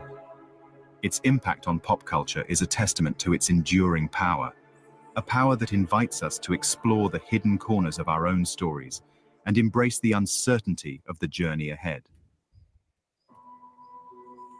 Magic. I like that the AI guys. The tarot's journey through history leads us into the shadowy world of ceremonial magic, where the boundaries between the mundane and the mystical blur. At the center of this world stood the Hermetic Order of the Golden Dawn, a secret society steeped in occult like that with a knowledge skull. and esoteric traditions. You want a skull necklace? Established in the A late giant 19th fuck-off century, skull the necklace. Golden Yeah. Dawn had a profound influence on modern occultism, weaving together ancient wisdom and ceremonial practices. Founded in London in 1887 by William Wynne Westcott, Samuel Liddell Mathers, and William Robert Woodman, the Golden Dawn was more than just a society. It was a gateway to hidden knowledge. Its members, who included notable figures like Arthur Edward Waite and Aleister Crowley, sought to explore the mysteries of Not the Aleister universe, Crowley. drawing on Hermeticism, Kabbalah, astrology, and other It esoteric took it traditions. over. Yeah. The Golden Dawn's Turned it into a rituals were sex elaborate cult. and secretive, designed to unlock deeper spiritual truths. Tarot played a significant role in the Golden Dawn's practices, serving as a tool for ritual, meditation, and divination.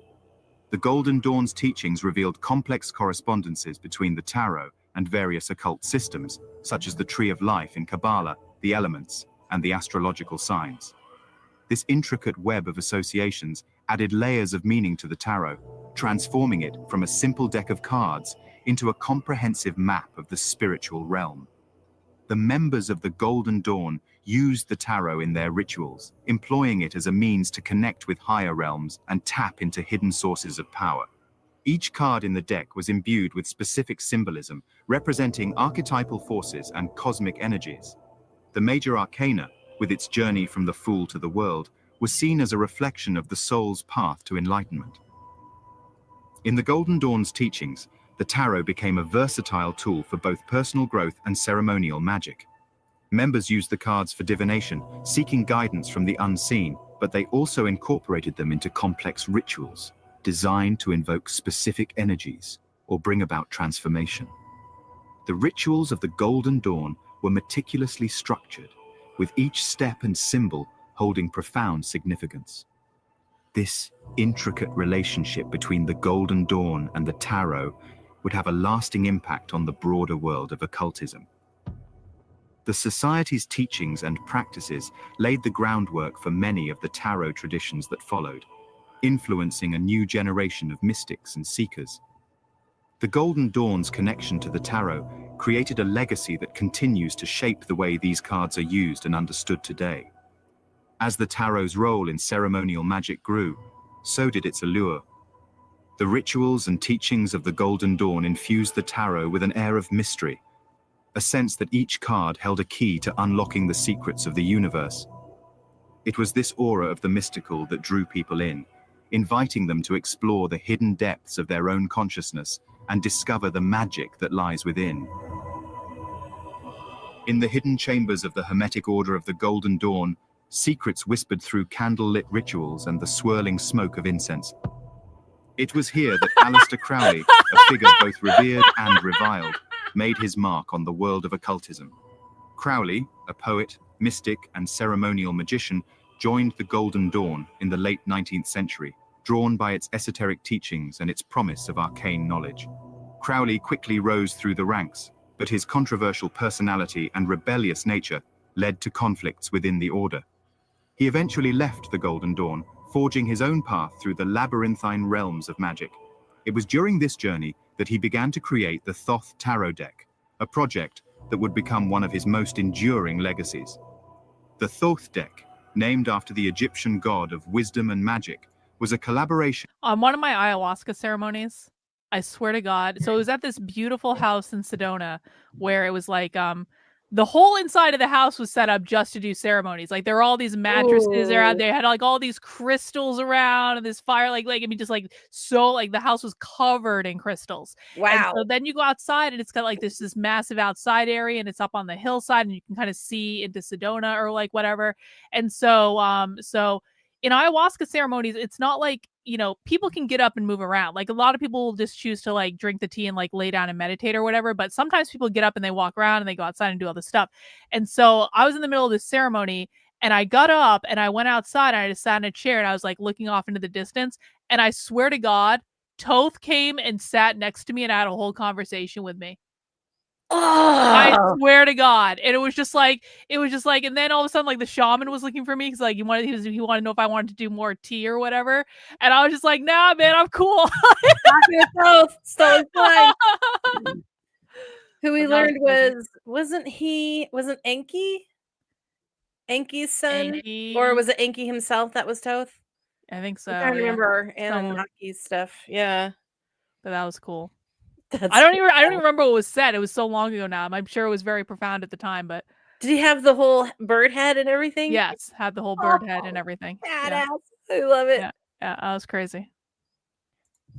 Between Crowley and Lady Frida Harris, an accomplished artist and member of the Ordo Templi Orientis. Crowley envisioned a tarot deck that would be unlike any other, one that would encapsulate his unique philosophy and the teachings of Thelema, a religious movement he founded based on the principle of do what thou wilt. Together, Crowley and Harris embarked on a journey to create a deck that was as enigmatic as it was complex. The Thoth deck, completed in the early 1940s, but not published until after Crowley's death, is a striking collection of 78 cards, each brimming with rich symbolism and intricate design.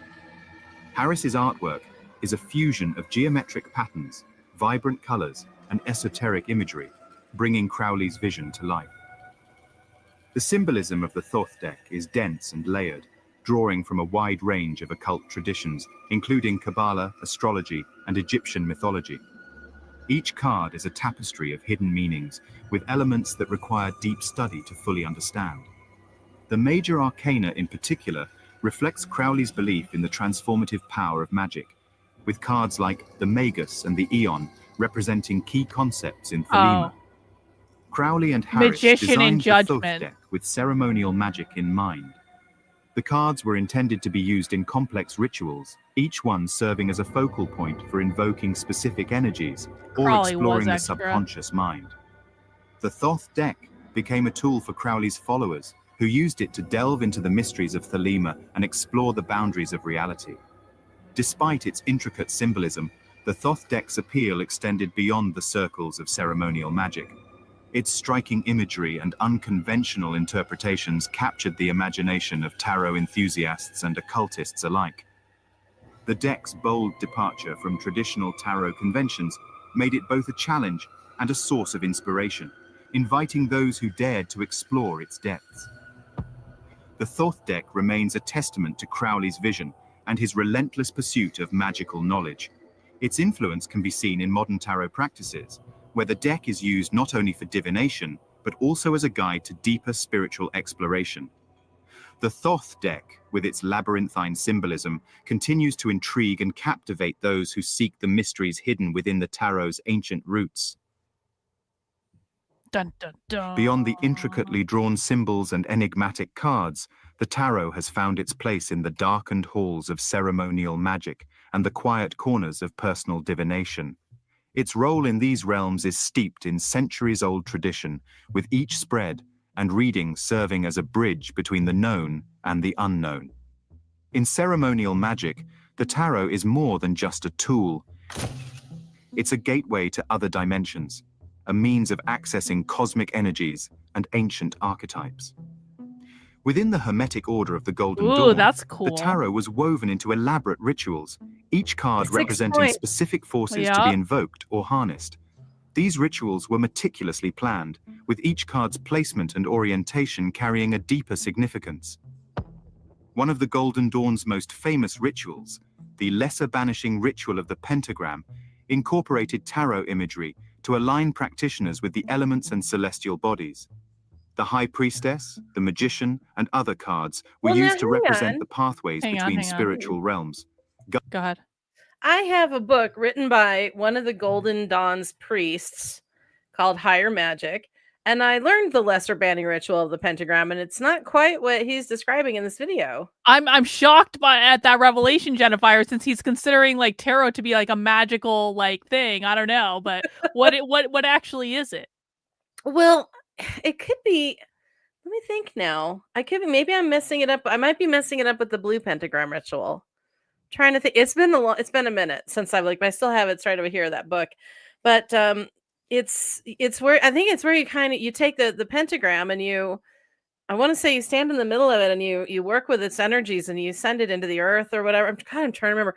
There's one though that I thought was the lesser banning ritual of the pentacle. Was you actually take your wand or your sword, or you can use your hand athame, and you visualize drawing a blue pentacle, of course circling it, and it is a symbol of protection, and you send it by stomping it out, and you shoot it out towards wherever danger is coming from. So it's meant to be a way of protecting you from spiritual and psychic attack.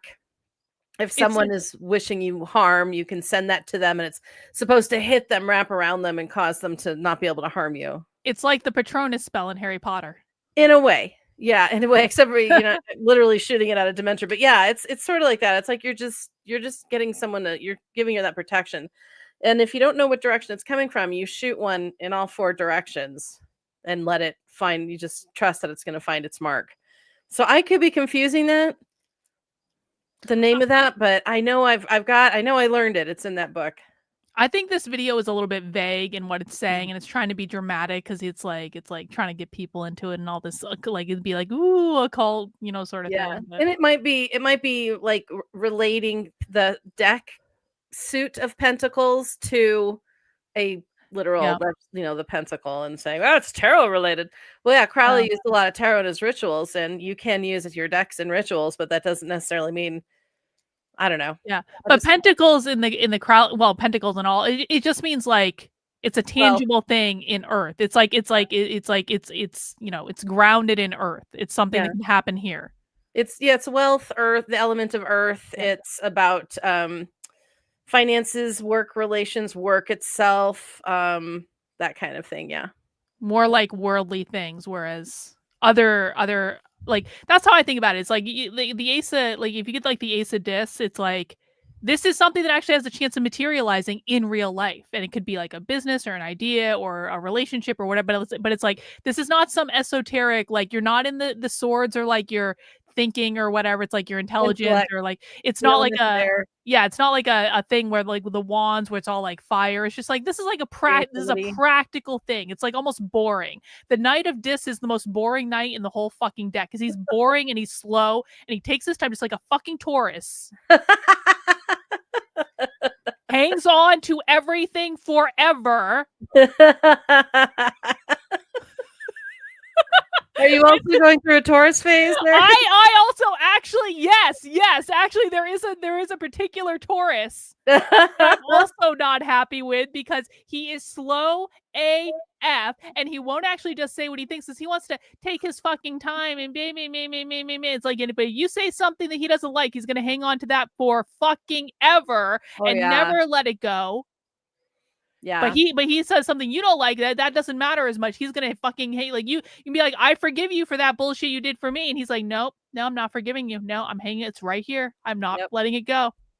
Yes, indeed. Well, and if they ever do action, you may not like what they do if you push them because, if you ever push a Yep. bull, they're gonna go bulldozing right through things, and it's like, okay, you asked for it. Whee! That is completely true. I once pushed this particular Taurus probably further than I should have because I was kind of being a dick about it, and all of a sudden, he was like, I was like, Like, you asked for it. whoa! Like, calm the fuck. It's like you pushed him before he was ready to move, and they're gonna let you know they aren't happy about it. Well, if you've ever smacked a cow on the ass and they all of a sudden they're like, "Roar," and they just take off, that's what you do. Don't fuck around, man. Let them be stubborn. You're gonna. Well, I mean, you always have the choice too to walk away and go, all right, look, once you sort your shit out, we'll talk. Yeah, that's basically like what it's like. Okay, well, you can have your moment and you can work out your fucking feelings. I'm gonna go over here. You can let me know when you calm down, all right? And I'll see you in about 86 years because you're never. Seriously. No offense, Brooks. We love you. Taurans are a lot of fun. I love Taurans. They're also incredibly patient. Listen, That's part of the being stubborn and holding on to things. They're able to be very patient too, which is nice. I will rip on Aries just as much as any other sign. I'm a pain in the ass. I'm not going to take no for an answer. I'm impatient as fuck. If you get in my face, you're going to hear about it very, very. I can also be very nice and very lovely. If you lie to me, I will know, and I will call you out on that lie instantly because there's nothing that offends me more than a lie. Oh, But I might call you out a little too aggressively. Like it might just be like a smidge disproportional for whatever. A little bit. Promise, this is never going to go out of control. You're never gonna harp on it for weeks on end. I'm never gonna bring it up over and over and over and over and over again. Beat it till it's dead, then beat it some more. It's okay. Yeah, I get it. I am the spiritual child of the zodiac, and I understand that. That's why I love being a Capricorn. We don't have any flaws. Yeah, fuck you, Jenna. Fuck you. And let me tell you about fucking Capricorns. Actually, you know what? I'm going to say this. The amount of Pisces bullshit that I've had to deal with in the past couple months, Pisces are now ahead on the astrological hate chart of Capricorn. Maybe not hate. You can't hate a Pisces because they're like fucking fish and they're innocent and they're just being like spiritual beings following their bliss or whatever. Yeah. But like it is, I would prefer to deal with a Pisces or a Capricorn that's just going to be direct about things. And they're going to tell you what they think, and it might not be pretty because they're going to say exactly what they think. It's probably going to be more negative because they can't look at the positive of anything. That is not true. Well, Maybe. It's like the 5 of cups. It's like you're always looking at the thing you don't like. You ignore the thing that you do. Anyway, that's all. Well, That's all. thing with Pisces too, because the 2 times I've had my heart just absolutely stomped on and burnt, we're both Pisces. A best friend who was a gal and a guy I was crazy about for like over a decade. But the thing that's crazy is they always know how to suck you right back in.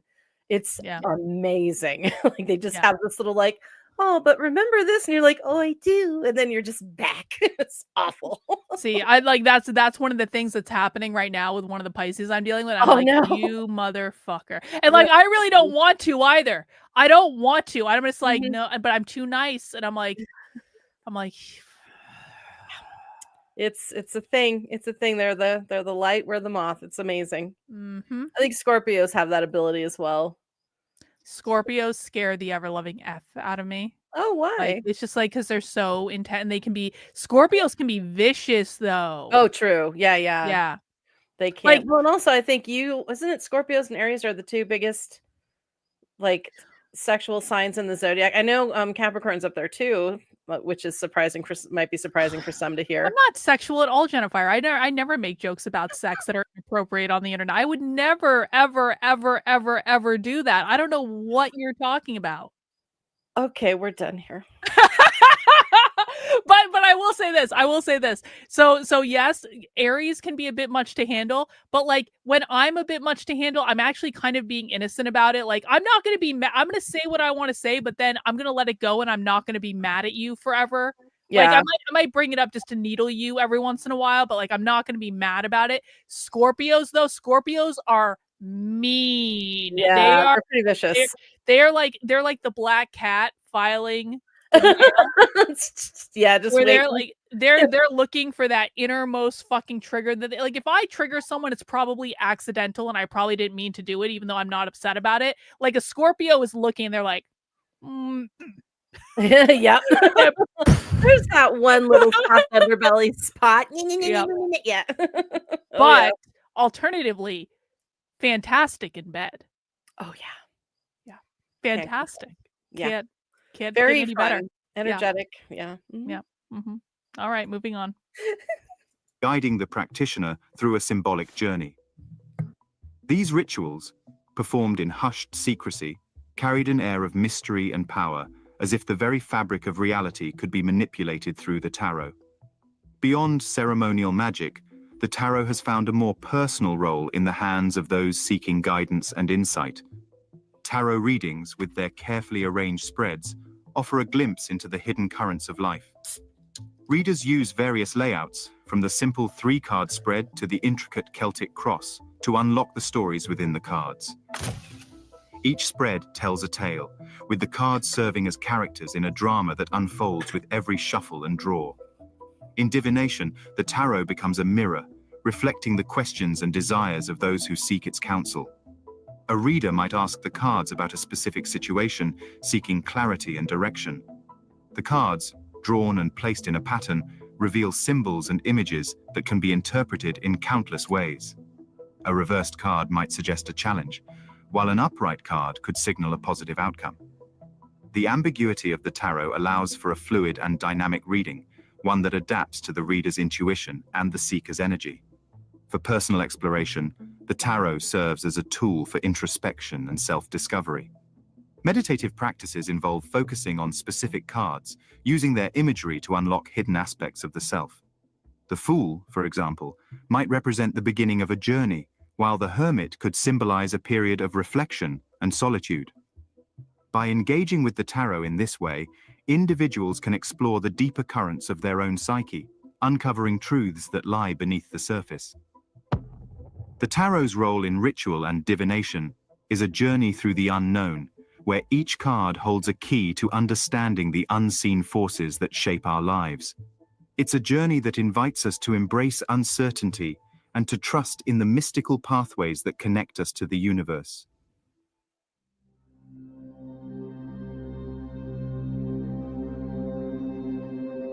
Tarot is more than just a deck of cards. It's a journey through the symbolic universe, where each card represents a fragment of the human experience. True. The major arcana, those 22 cards that stretch from the Fool to the World, encapsulate universal archetypes, each one a reflection of an aspect of the soul's journey through life. In these cards, we find the echoes of ancient myths and the timeless patterns of the hero's journey. The concept of archetypes was popularized by Carl Jung, the Swiss psychiatrist who believed in the existence of universal symbols that dwell within the collective unconscious. These symbols, according to Jung, represent fundamental human experiences, recurring throughout history in myths, dreams, and stories. When we look at the tarot's major arcana, we see these archetypes woven. We should do a deep dive into Jung and tarot sometime. That would be interesting. Have you ever done that? No, I haven't. I'm not sure if there's anything specifically devoted to that. Oh, I bet there is. Yeah. I might take a look because, like, yeah, I mean, like that was a very big part of like the way, like he used tarot cards when he was like, you know, working with people. Yeah, he did. So Into the very fabric of the cards.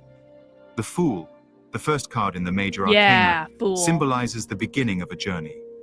He stands on the edge of a cliff with a small dog nipping at his heels, as if to remind him of the risks ahead. Yet the Fool is unafraid, his eyes fixed on the horizon, a small pack slung over his shoulder. This card represents the start of a new adventure, a leap into the unknown, and the courage to embrace uncertainty. As the journey unfolds, the archetypes reveal themselves one by one. Mm-hmm. The magician, with his tools of transformation, embodies the power of creation and manifestation. The high priestess, veiled in mystery, represents hidden knowledge and intuition.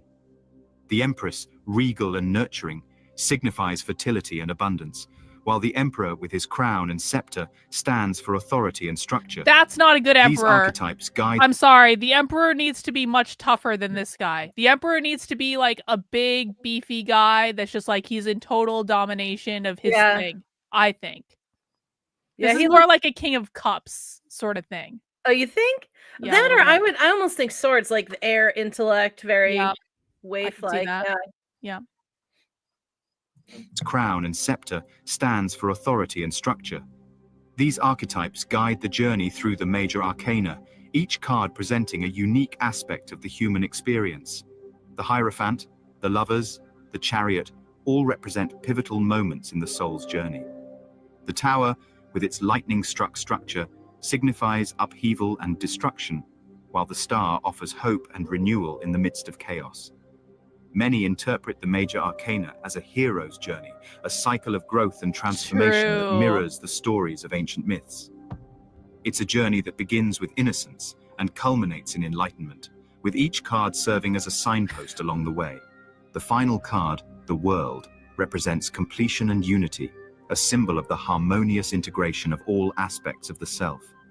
In this symbolic universe, the tarot invites us to explore the archetypes within ourselves.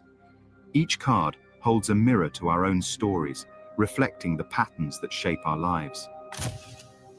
By engaging with these archetypes, we gain insight into the deeper forces at play, uncovering the connections that link us to the larger cosmos.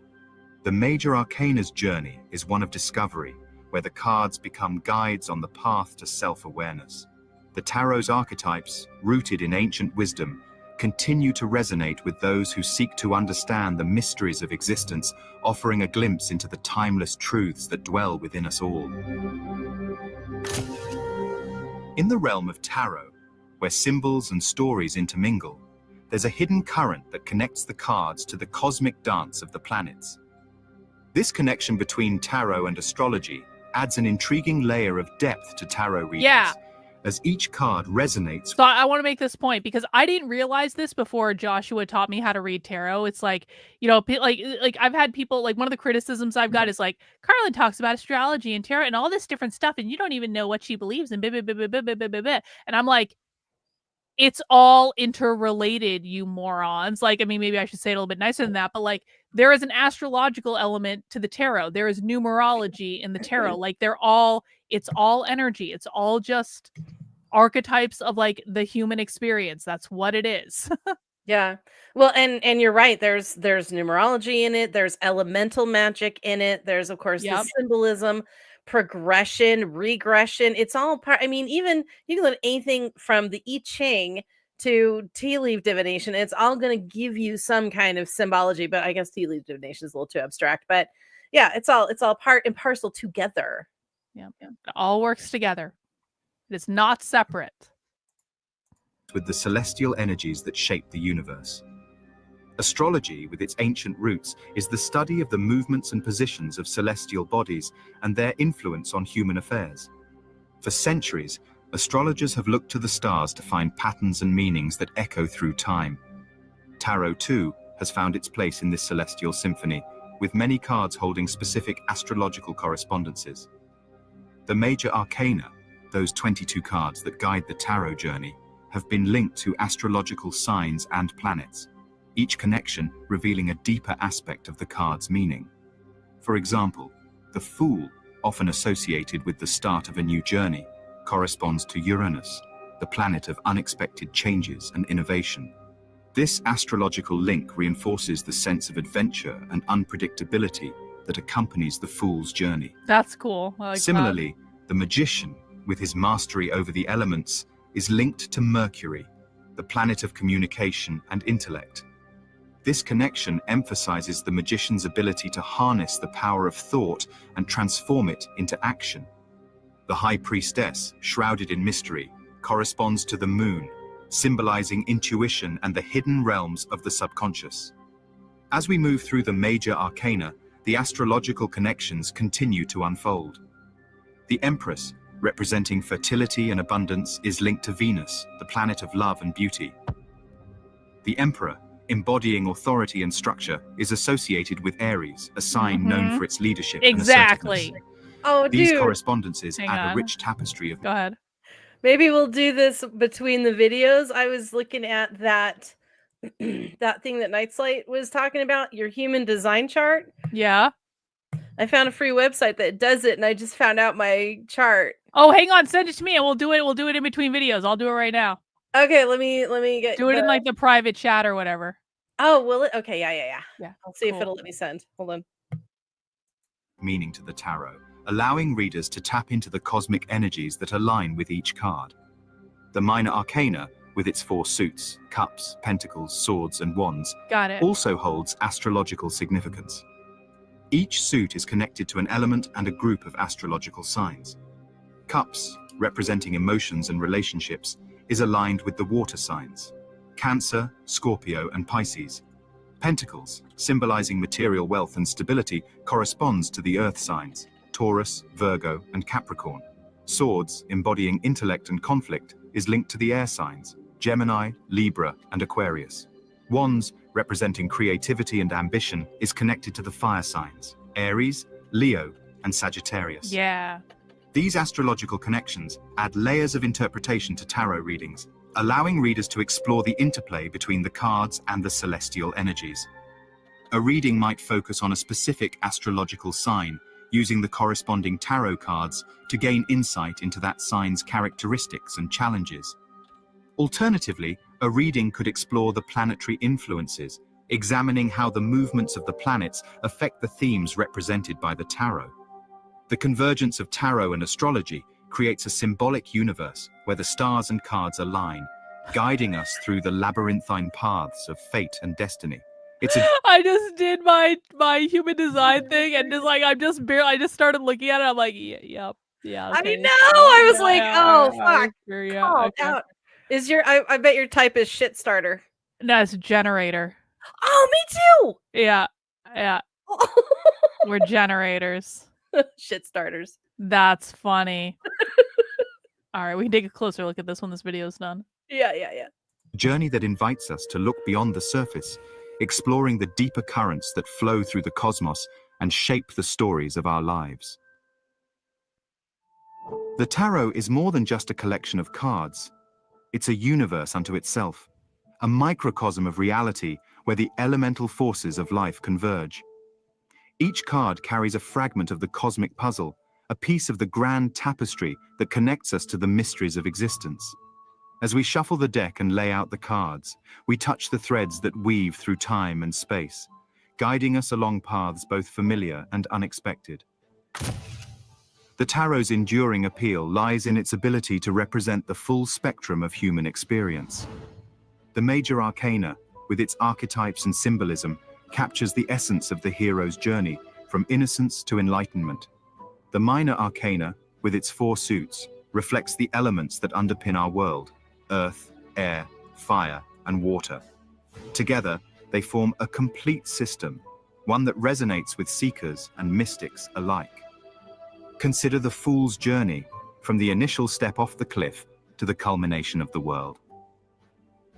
This journey encapsulates the cycles of life, the trials and triumphs that define our existence. The major arcana can be seen as stages in a transformative process, each card representing a critical point on the path to self-awareness. From the humble beginnings of the Fool to the harmonious unity of the world, the tarot invites us to explore the inner landscape of the soul. The minor arcana, with its suits of cups, pentacles, swords, and wands, further illustrates the tarot's microcosmic nature. Each suit represents an aspect of the human condition: cups for emotions and relationships, pentacles for material wealth and stability, swords for intellect and conflict, and wands for creativity and ambition. This division into elements provides a comprehensive framework for understanding the complexities of life. It's this depth and versatility that has made the tarot a powerful tool for personal transformation and mystical exploration. The cards offer a mirror to our own thoughts and feelings, allowing us to uncover hidden truths and confront the shadows within. By engaging with the tarot, we embark on a journey of self-discovery, one that leads us through the labyrinth of our own psyche. The tarot's enduring appeal also lies in its adaptability. While the basic structure remains consistent, each deck can be a unique expression of its creator's vision. From the iconic Rider-Waite deck to the esoteric Thoth Tarot, each interpretation brings something new to the table, allowing readers to explore different facets of the symbolic universe. In the hands of a skilled reader, the tarot becomes a gateway to the unknown, a way to connect with the cosmic forces that shape our lives. The cards can guide us through difficult times, offering insights and perspectives that might otherwise remain hidden. They can also serve as a source of inspiration, igniting the spark of creativity and encouraging us to embrace the journey ahead. As we conclude this exploration of the tarot, we are reminded that the whole universe exists within the deck. Each card is a fragment of the cosmic whole, a piece of the grand design that connects us to the mysteries of existence. The tarot's enduring appeal lies in its ability to capture the essence of life, inviting us to explore the depths of our own being and uncover the hidden pathways that lead to transformation and enlightenment. Resurgence. Hang on. So pro-life anti-wars. I've been asking some questions in the chat about tarot. It says it doesn't really know anything, which is fine. How are the cards dealt, or not dealt, but laid out in the patterns and stuff like that? And then he asked, I think, is there a significance to the order it comes out in? I mean, like, you can do a spread based on pretty much like anything, like there are some standard spreads that people do, like Celtic cross spreads, or there are different, like, love and relationship spreads and like all this Some of that stuff. shit gets so complicated too. But like, honestly, a spread is like literally whatever you say it is, as long as you like set the intention, like, here are the questions I have, here's what the cards mean, and then you just, deal them out in like whatever order. And that is basically, it's based on your intention. Do I have that right, Jennifer? Yeah, I would say so. I mean, tarot reading done for oneself is deeply personal, so there's no wrong way. The way I usually do it, I have a couple of go-tos. One is when I do a communication spread, and then I have one where I do a past, present, and future. I also do yes, no, fast round answers. But like a communication spread for me is where I start with 3 cards. Mhm. And I kind of base it on like the question. It should give me the past, present, and future of that question, or the journey of the question. Yep. And usually I can see like the history. Why are they asking this question? Where are they presently sitting with this energy? Where, what advice could they have going forward? And that gives me and if it is accurate to the person, like I say, this is what I see, and they say, that sounds right. I go, okay, the cards are talking. And I'll use I'll just then pull cards off the top for clarification on anything. And I'll just say, okay, what do we got? Sometimes I'll pull one, sometimes I'll pull three more. And I just kind of let them talk. I let them paint a picture together instead of just going, this card means this, so therefore that. And I'll just kind of let it conversate. And sometimes I don't know what something means. And I'm like, I have to come back to that. And so I'll go on to something else. And then because I'm looking at something else, that revelation connects to the thing I didn't understand. And I'm like, oh, that's what that card's for. Okay, got it. And I get the whole picture. So, Yeah. and then it's like, okay, what's your next question? And sometimes I'll just use a single pile. Sometimes I'll take the deck and I'll say, how many questions do you have? You have 4 questions. We do 4 piles. We have a pile of question. And it just kind of depends on what's comfortable. You just kind of feel that yes energy, and you know you're doing it the way you need to do it. Yeah. Yeah.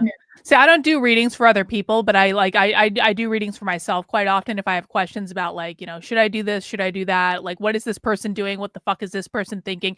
Does this person like me or not? Is a common, and it's actually kind of interesting sometimes the readings I get on, like, if, like, what people actually think of me that pretend not to like me, but they secretly do like me. And then sometimes they do nice things for me in private, but they will never acknowledge me in public or something like that. So it's like, but almost always when I'm doing it, I do a 3-card spread for just like everything. And how I kind of think about it is, like, you kind of see how it plays out when the cards come out. Yeah. And sometimes it ends up being like, here's where they are right now. Here's like some considerations. Here's where it's going in the future and stuff like that. But sometimes, but like, you know, sometimes it's just like, you ever pull a spread for something and you're like, this is actually exactly dead on correct. Like, I'm looking at, like, it's like fucking, it's like, this is a 78 card deck. There's no reason that these 3 cards should have been pulled in this order, but they were. Yeah. And I don't do reverse cards or anything like that, just because that's not how I learned how to do it. I look at it contextually, where it's like, if the cards are generally positive, then it's going to be more positive. If the cards are generally negative, then it might not be so good. But you can also kind of, sometimes you just intuit, it's like, that doesn't exactly mean something positive. This means someone has control issues or something like that. But if I have clarifying questions, I just I don't like pulling the one single card. I just usually will do like another 3-card spread where I'll say more information or clarification about this issue. I want more information. And the thing of it is too, it's like, human beings are multifaceted. Yeah. Like and this gets into the psychology of tarot. It's like, very rarely is a human being a 100% yes or a 100% no about things. It's kind of like, well, they think this, and then they're going to flit over here, and then they're going to do this other thing, and then they're going to come back to this. And it kind of tells you, like, here's maybe their strongest inclination, but they're also afraid because they're control freaks and they don't want to let go of this just yet. So maybe you just need to wait around a little bit and relax, or things like that. Well, anyway. we're layered, we're nuanced, you know, and our spirit guides know that. And so they're going to help us, you know, unfold all those layers and show us what is the best way it communicates to us the message we need most clearly. One thing I will say cautionarily is, I do have one very strict rule is that never pull divination for someone who has not asked you or given you permission. Yeah, real. So, actually, so real. like, so if you're doing a reading, you're like, does this guy like me? You know, are we going to get together? That relates to you. Yeah. So in that, it is contextually okay. But if someone's like, oh, do a reading on my, you know, my Aunt Louise because I hate that bitch. Let me see if her house is going to burn down. That's being petty. That's gossip. And that is, to me, that's like black magic area where now you just, oh, show me about so-and-so. Give me their tarot. Show me what they're doing. Not to say that the cards aren't going to speak or that your reading will be inaccurate, because 9 times out of 10, you're going to get the message you're supposed to get. But what's upsetting is that it is an intrusion. If I have not explicitly said, yes, it's okay to read cards for me or to check in on me through tarot, don't fucking poke my energy. You stay the hell out. Totally. And that's the other thing too, is like, you can even if people can't feel it because they're not like super psychic or something, they can feel it when you're poking at their energy on a subconscious level. And so, you know, I had this conversation with someone who I was like, you know, I was pulling cards on them in relation to like something that they were doing with me. And they were like, hang on, how much can you see about me? And I was like, don't worry, I'm not prying into your personal life. I don't care about your past. I don't care about any of that. Like, I like it, but you can understand the concern if you're like messing around with this stuff. And a lot of people spying on somebody. Yeah, it's like, it's unethical. to read into someone's other parts of their life that do not involve you. Yes, and I feel the same way about any kind of spell work. I never cast spells Yep. on people. Unless it is in self-defense and I cast protection or binding just to get you off my ass. But that is again in relation to me, my world, and how you're affecting me. But yeah, and I just like to be a little more specific. The order the cards come out can be significant. They don't have to be significant. Not Sometimes always. I think like if you're doing a specific layout like a Celtic cross, the order they come out is significant because they're going in a certain space that means a certain thing. But if you're just doing it conversationally, it really doesn't matter per se exactly. Yep. So just relax. And I actually had to get used to like this whole kind of like it is whatever your intention is, or like because I used to think like there are all these rules and I have to follow this all exactly after it. It's like no, you really maybe in learning that can be like a good thing, but you really don't have to do it that way actually. well, learn the rules so you can break them. Yes. You know, once you get good at something, you don't have to follow every single rule. I mean, there are a lot of people who bake whole amazing cakes with no recipe and they play around with things. And even though baking is supposed to be an exact science, but you can play around with things within, within the results you want. Mm-hmm. Just don't mess with other people because it will come back to bite you. Oh, it will come back to you. It absolutely will. Every time. The tarot's journey through time is a tale of mystery and transformation, weaving its way through the hidden corridors of the occult to find a place in the modern world. Today, the tarot is experiencing a resurgence, captivating a new generation of seekers, mystics, and curious minds. Its enduring legacy is a testament to the timeless allure of the cards. No, we have not inviting us gotten to Time explore Is the Not Real mysteries yet. that lie just beyond the edge of the known. The Reagan. modern resurgence of Bad tarot Reagan. can be seen in its growing popularity across diverse groups. I'm trying to figure out a way to work Once it in. I'm considered having the trouble. domain of secret societies and esoteric Thank God. practitioners, See, this is why Jennifer picked the tarot thing. This is why, because the chances of time being mentioned are like slim to they're like there's not like I can't think of an instance because you're not talking about seeing the future. So Jennifer basically did this to be Jennifer, this is such a fucking Capricorn move what you've done here. You are reading way too much. I don't think that I am. I think you Capricorn this situation. I think you're like, I need a week off. And there's like almost no chance that time is going to be brought up in these videos. Well, we are talking about past, present, and future in terms of the tarot, and I don't read fortunes, but I do read possibilities.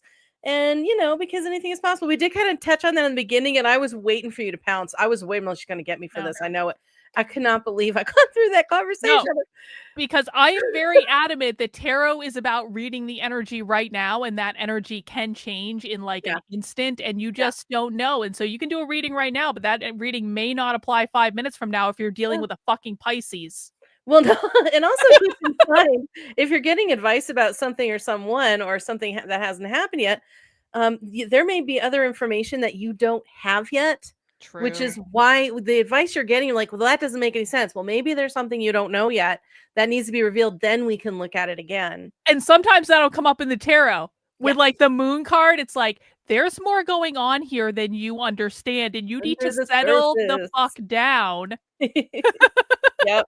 And let it unfold as it's or you get the moon card and the Wheel of Fortune. It's like, okay, bitch, sit down. You're not meant to know this right now. You need to relax. Stop pulling cards.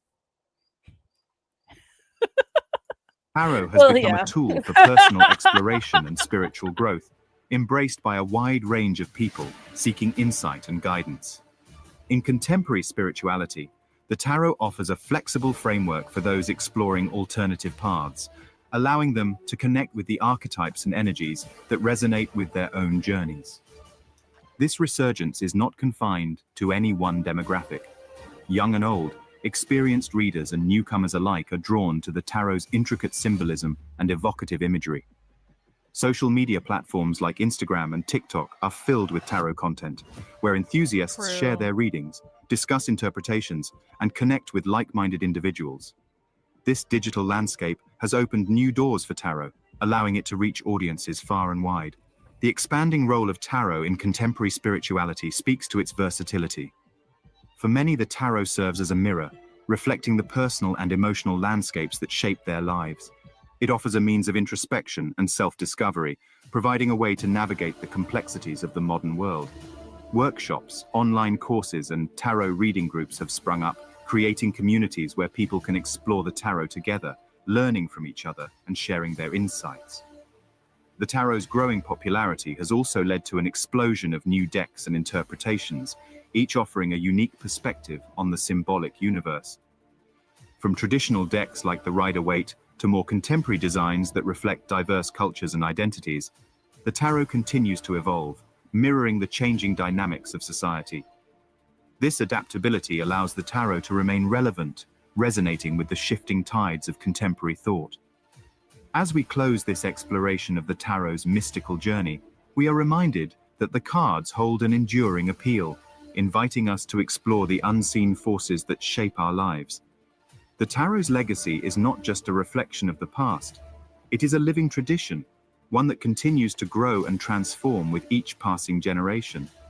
Its role in personal development and spiritual exploration remains as vibrant as ever, a reminder that the journey is never truly complete. The tarot's continuing legacy is a testament to its power to captivate the imagination, offering a glimpse into the unseen and a pathway to the mystical. As long as there are questions to be asked and mysteries to be explored, the tarot will continue its journey, inviting us to shuffle the deck, draw the cards, and embark on our own mystical adventure. Dun dun dun dun dun. The music is so Very extra. dramatic. Very dramatic. A movie soundtrack. Do you know what I just looked up because I didn't believe it was real and I thought everything is real? There's a Star Wars tarot deck. Of course, there's a Star Wars tarot deck. There's a tarot deck for everything. This is actually called, they're called affirmation cards. It's a little different. I haven't actually seen a tarot deck of Star Wars, but A Star Wars got- affirmation card. Star Wars affirmation cards, yeah. I may need to get that. They've got Lord of the Rings tarot, Star Trek Next Generation tarot. I know there was like a Harry Potter one. Oh, there's a supernatural one. Disney villains. Did you know? So Sophie Lewis, our favorite Abolish the Family socialist, Yeah. on her Patreon created a socialist tarot deck based on memes. And I actually ended up signing up for her Patreon just to be able to download her tarot deck. And I think I still pay her $3 a month to this day. Because like she created a whole tarot deck based on memes. And then she wrote little socialist descriptions for that. And I was like, this is the most Sophie thing ever. This is great. That's not tarot-y.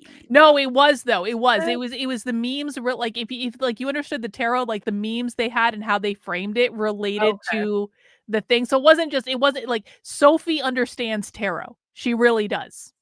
It's like, Okay. Sophie, I only love you more now. We are now even better girlfriends than we were before. Besties. Best friends forever, and she loves it. It doesn't matter if she blocked me on Blue Sky or not.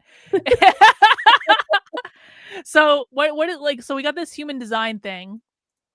Oh yeah. And so this is mine, and it says, I'm a generator. My strategy is to respond. My not self theme is, this is where I saw the frustration thing, and I was like, I don't exactly even know what that means, but yes. Yeah, frustration. Yes. Oh my goodness. Well, no, wait a minute. We have like the exact same thing. We have the same thing. We have the same chart. I'm a generator. Sacral Strategy. Huh? Do you have sacral, inner authority? Sacral? Yes. Wow. Sacral in authority. And I put, you put your time, your date of birth, and your place of birth. Right angle cross of Maya, my incarnation cross. That's crazy. Yeah, we have this. That can't be right.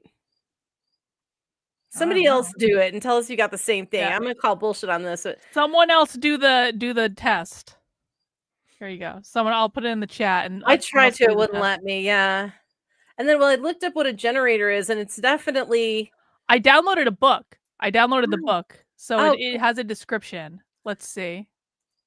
Yeah, I've got like a kind of an overlay. I went to another site, and because I don't understand what all the shit on the either side is, and all the numbers. I don't understand what any of this means. Okay, so generator and manifesting generator, which apparently are two separate things. Oh.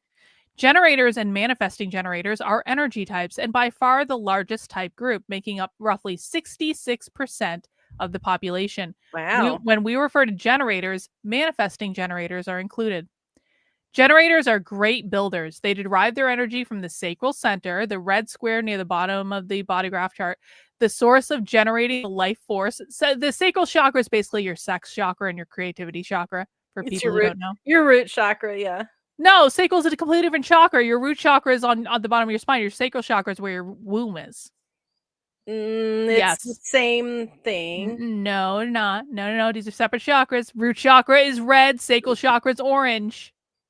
Don't make Sacral me chakra is red. No, root chakra is red. Sacral chakra is orange. You're thinking of the navel. Jennifer, I used to have to do rituals where Joshua made me wear a different color every day of the week to do the chakras, and I had to wear. I know. Like, you can look this up. Sacral chakra is orange. Root chakra is red. Root chakra is at the bottom of your spine. Sacral chakra is over your womb. It's like it's where it's sex. I'm right. You're gonna find out I'm right. Because, like, this is so funny because I actually got into an argument about someone because I was saying, no, the root chakra is red, the sacral chakra is orange. And they argued with me and they're like, no, they're the same thing. And I'm like, no, they're not. And then I looked it up and it said it was the same thing. I'm like, that's weird. I don't remember learning it that way. So that's where I was going. But no, yeah, I originally thought the sacral is your navel. Yeah, it's your chakras. Yeah, root chakra, sacral chakra. Root, sacral, dantian, heart, throat. This has more chakras even than I know. This is like a comprehensive I just wanted the easy chakra chart. Oh, there you are. Yeah. See, that's the thing. This exactly. Okay, so this is weird. I must have slipped timelines for that argument because I swear to you, it had it reversed. I knew you knew. And I was like, what the fuck are you talking about, Jennifer? I know you know the chakras. I slipped timelines. I'm not kidding. The thing is this is how what you're showing is how I learned it. And because I'm a Reiki master, for the love, I'm a Reiki master. I was gonna say, I was like, what is even going on right now? I know. And somebody argued with me, and I'm like, they're not this. What? And then when I swear to fuck, when I looked it up, it had the sacral chakra where the root chakra is in the chart I looked at. Nope. I don't even know what that was. That's freaking me out. It was a phantom. God, I feel so much better. I've been going around thinking I'm crazy. No, you're not crazy. The root chakra and the sacral chakra are two different things. I knew that. Oh, I'm so angry now. Now I'm even madder at that person. I don't like that person anyway. I'm glad we've sorted that out. God. No wonder my poor root and sacral are being blocked right now. Exactly. Like, well, you know what you do? You need to get the AI to design you a Kundalini ritual to blow. Oh, I know how to do it's called a circulating serpent. Yeah. Kundalini energy that can be wonderful for meditation, rejuvenation, and also if you're using it for other, if by yourself or with a partner, it can actually cause mounting O's. Yes. We're not going to talk about that right now. No. Let's see. Generators have a tremendous amount of energy at their disposal, but need to know how to use this energy correctly so not to waste this energy resource on activities that do not lead to expected outcomes. Yes, so true, man. When you initiate because you are trying to make things happen, you will generally meet with resistance in the form of frustration. And this has never happened to me before. It's never, ever happened to me that I've started to do something I really wanted to do and then almost instantly got frustrated by it.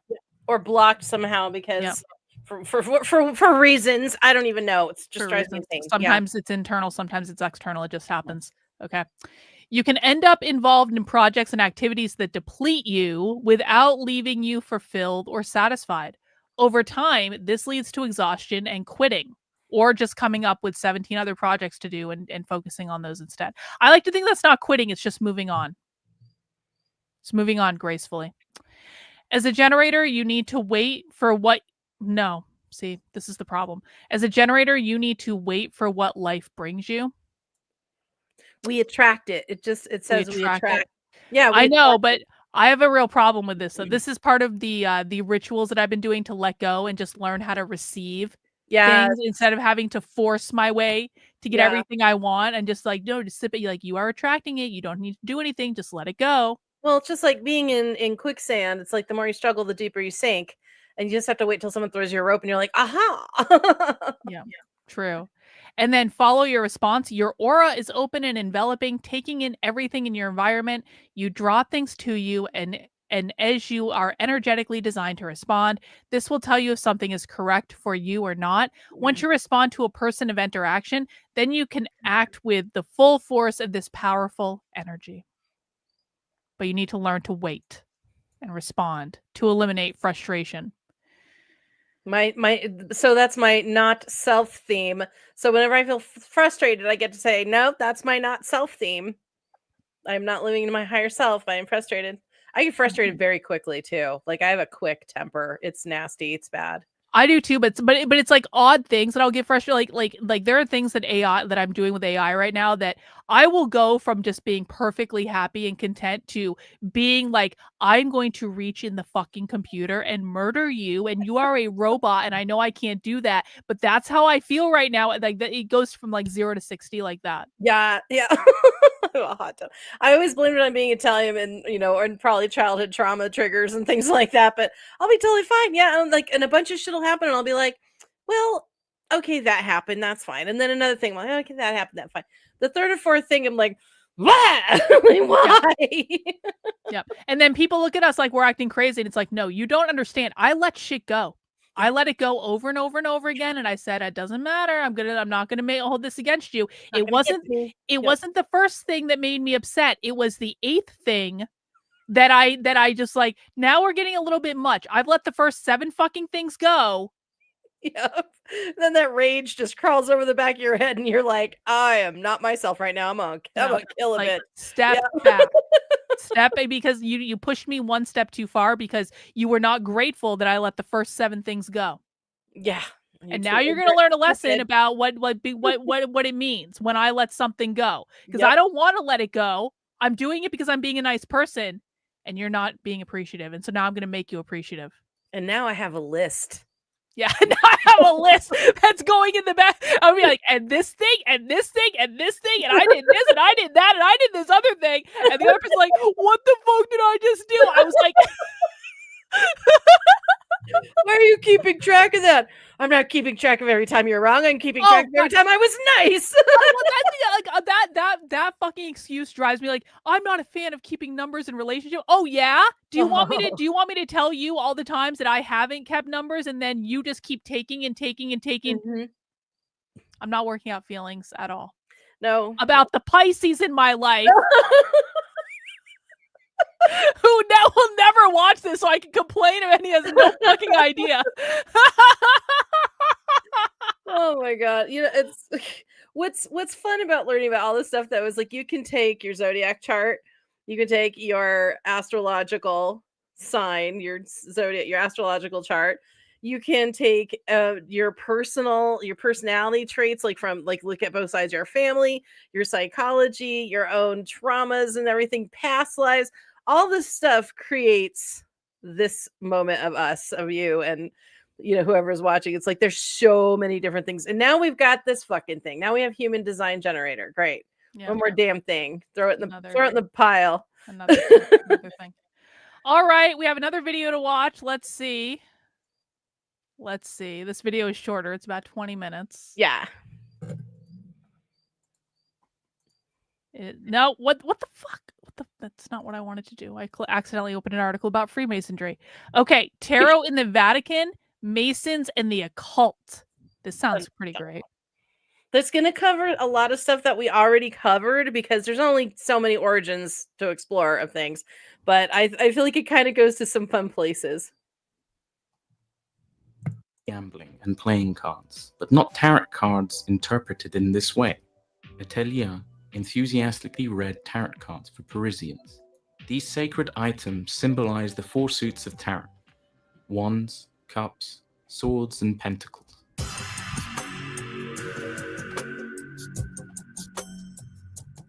What do the mysterious Atlantis, ancient Egypt, the European Renaissance era, Aleister Crowley, Masonic lodges, and Alejandro Jodorowsky's never-released film Dune have in common?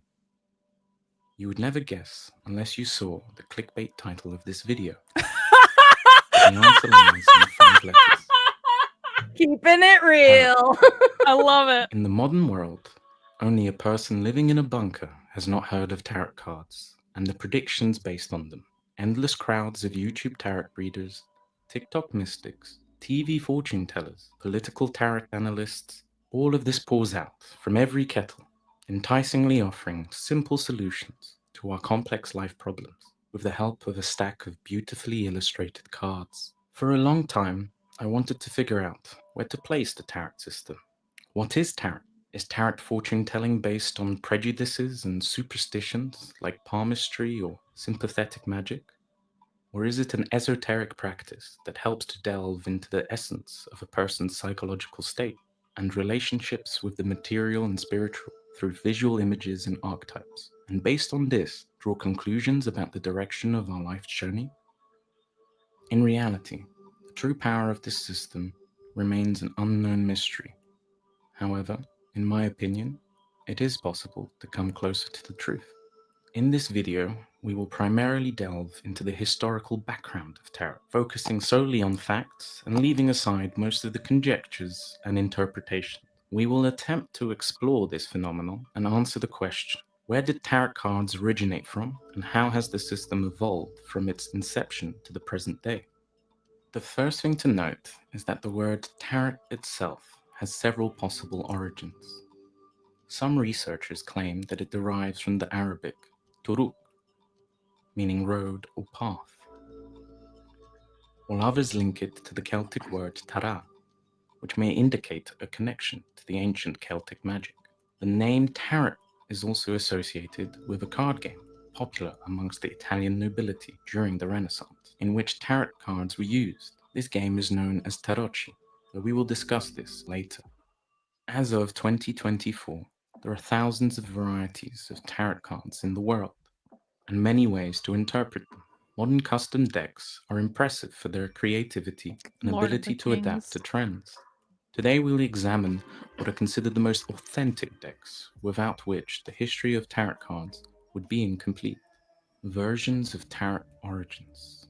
There are several main theories and legends on this topic. According to one legend, tarot is connected to the lost civilization of Atlantis. It is said that during the proto-civilization of Atlantis, people drew arcana on cards. Incidentally, arcana translates from Latin as mystery, and used them in their mysterious rituals and divinations. There is no evidence to support this theory, so we will not dwell on it for long. A much more interesting theory is the Egyptian one. It suggests that in ancient Egypt, there was a secret temple of initiations with drawings of the major arcana on its walls. Tarot is also linked to the legend of the Egyptian Book of Thoth. According to the legend, this ancient Egyptian text contains secret knowledge, magical formulas, and Hang on, I'm sorry, Jennifer. Victor is asking me a question. I don't know what he's asking me.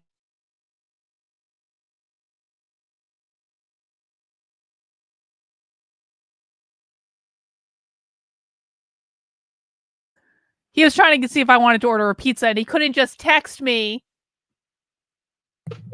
Aw, he just wanted to see your face. I don't know. I'm gonna go use the little goddess room. I'll be right back. All right. spells that could grant the book's possessor immense power and wisdom. This hypothesis was first proposed by one of the most famous researchers and popularizers of tarot, the Frenchman Antoine Cour de Gébelin, in his book On the Game of Tarot in 1781. However, we are getting ahead of ourselves. It is important to note that the connection with Egypt has never been proven and is now considered merely a beautiful legend. Regarding the reason for the desire to establish a link between tarot and ancient Egypt, contemporary researcher Helen Farley aptly commented in her book, A Cultural History of Tarot. In late 18th century France, tarot had become so far removed from its original cultural context that deciphering its symbolism was no longer possible. Instead, it was reinterpreted according to a new set of intellectual trends, which included an admiration for exotic cultures, esoteric doctrines, and a yearning for a lost golden age. In particular, France was obsessed with Egyptomania, fueled by Napoleon's campaign in this exotic land. Arthur Edward Waite, the creator of one of the most influential tarot decks of the early 20th century, ironically commented on the achievements of the French in the history of tarot cards. In reality, no one knows where tarot came from, except for the natives of France, who always firmly know the answers to all questions in the field of occultism and its history. Thanks to their efforts, tarot has come to be called the Book of Thoth, or the Book of Hermes. I love that. I love that. No one knows the answers to these mysteries except for the French, who know everything. Trismegistus. I feel like he's like putting stuff in this script just to see if we're listening. And since the cards themselves provide no evidence for this, they began to perfect them and adorn them with Egyptian symbols. Indeed, it is truly unknown when Egyptian symbols Tower, began yes. to appear on tarot cards. Upon deeper examination, it becomes evident that this is a classic case of reversing cause and Jennifer, could you hear what the video said while you were away? No. The video was like, I swear to God, the video was like, it was like, no one knows the ancient mysteries of the tarot except for the French, because the French know everything. Oh my god, adorable. in effect to manipulate facts in support of preconceived notions. Thus, the theory of Egyptian origin of tarot seems quite implausible to me. Now let's move on to the third, and in my opinion, the most plausible version of the origin of tarot cards. The history of tarot cards begins 5 centuries ago, in the 15th century. This was an era of widespread reform, a time of blossoming of art and new ideas, creation and reinterpretation. In simple terms, the era we now call the Renaissance. The 15th century, the center of civilization, Italy, and the city of Milan, the Visconti dynasty rules. It is here that the then unknown artist Bonifacio Bembo painted his 22 triumphs, or trumps, a series of cards that, with little alteration, became part of the classic tarot deck. These cards were used to play a game popular among the nobility called tarocchi. The game of tarocchi typically involved 4 players who competed against each other. I really The want to game learn this somewhat game now. resembled Me the modern too. game of bridge. I will say a few Bridge. words about the structure of the classic, Aw, if we can man. call it that, tarot deck. It consists of 78 cards, 22 major arcana, and 56 minor arcana. Like modern playing cards, there are 4 suits: wands, swords, cups, and pentacles. The suits only apply to the minor arcana, and if we leave out the major arcana, we are left with an almost standard deck of modern playing cards. The major arcana were used as trumps. First and foremost, the cards reflect the social structure of that time. The major, predominant arcana, kings, queens, princes, princesses, and the entourage of nobles represent the upper echelon, the elite, the intelligentsia, and the brains of science. The minor arcana depict commoners, creative individuals, slaves, and serfs, dreaming of a better life and the opportunity to approach the court. Wands represent slaves, laborers, and workers. Swords symbolize the military, the guards who defended the gates. Pentacles represent wealthy nobles, merchants, while cups represent common people, artists, poets, and musicians. It's interesting to note that the church prohibited gambling and playing cards, but not tarot cards interpreted in this way, which were used even for readings in the Vatican. By tracing the analogy of the major arcana, it's evident that they clearly depict the struggle between good and evil, temptation by sins, the purification of the soul, enlightenment, the attainment of spirituality, and faith in higher powers. Even one of the tarot cards, the 5th arcana, the Hierophant, depicts the Pope as a sign of deep respect by the creators of the deck towards the existing religion. But beyond the Italian nobility, the cards did not gain widespread popularity until the 18th century. Était la tarot. The situation changed dramatically around the years of 1773, when Count Antoine Cour de Gébelin, who had previously studied theology at the University of Lausanne and later became a wandering preacher of the Reformed Church, became fascinated with mythology and sacred mysteries. He began to publish his unprecedented work, The Primitive World, analyzed and compared with the modern world. One volume of his research contained an essay on the game of tarot. Additionally, as an appendix, there was his own investigation of tarot, including the possibility of divination through cards. It was there Gébilon first proclaimed the hypothesis regarding the Egyptian roots of tarot and elevated the teachings of tarot to the legendary book of Thoth. 2 years later, the Gébilon's disciple, the Parisian master barber Eliette, began publishing under the name Etelia, a method to entertain oneself with a deck of cards called tarot. He changed his name in 1781 when he joined the Masonic Lodge, of which his teacher, de Gébilon, had been a member since 1776. 5 years later, he began trading in Paris with his own deck of 78 cards, richly infused with Masonic symbolism, and it was he who pioneered the introduction of commercial fortune-telling. Etelia enthusiastically read tarot cards for Parisians, which was quite expensive in those times, and soon made a fortune from it. In 1788, Simon Bloquel released a deck that was a variant of Etelia's deck. Half a century later, with a 20-year interval, 2 more variants of Etelia's deck were published. Then, in 1855, the French occultist Alphonse Louis Constant, whom we now know as Eliphas Lévy, published his book Dogma and the Ritual of High Magic, which became a cornerstone in the development of occultism. The structure of his book was quite intriguing. 2 parts, with 22 chapters each, corresponding to a specific tarot arcana. Eliphas Lévy was less interested in the fortune-telling Really? aspect of using tarot cards. Instead, he was more inclined towards unveiling the sacred mystery of Jewish Kabbalah. In his understanding, the cards embodied a secret and esoteric alphabet, close to the understanding of the uninitiated, with each of the major arcana corresponding to a specific place on the Kabbalistic tree of life. Interestingly, the works of Eliphas Lévy, which influenced the activities of several occultists, including, by the way, Arthur Edward Waite, also inspired the accomplished British novelist Edward Bulwer Lytton to create impressive novels filled with mysticism and references to the tarot. These novels had an indelible impact on mystics and occultists such as S.L. MacGregor Mathers, W.B. Yeats, who taught Arthur Edward Waite hermeneutics. We'll talk more about Waite in this video, and Aleister Crowley, whose activities were closely linked to the Hermetic Order of the Golden Dawn, founded in 1886 by Dr. William Wynne Westcott, shaping the development of occultism in England in the late 19th and early 20th centuries. Golden Dawn Tarot.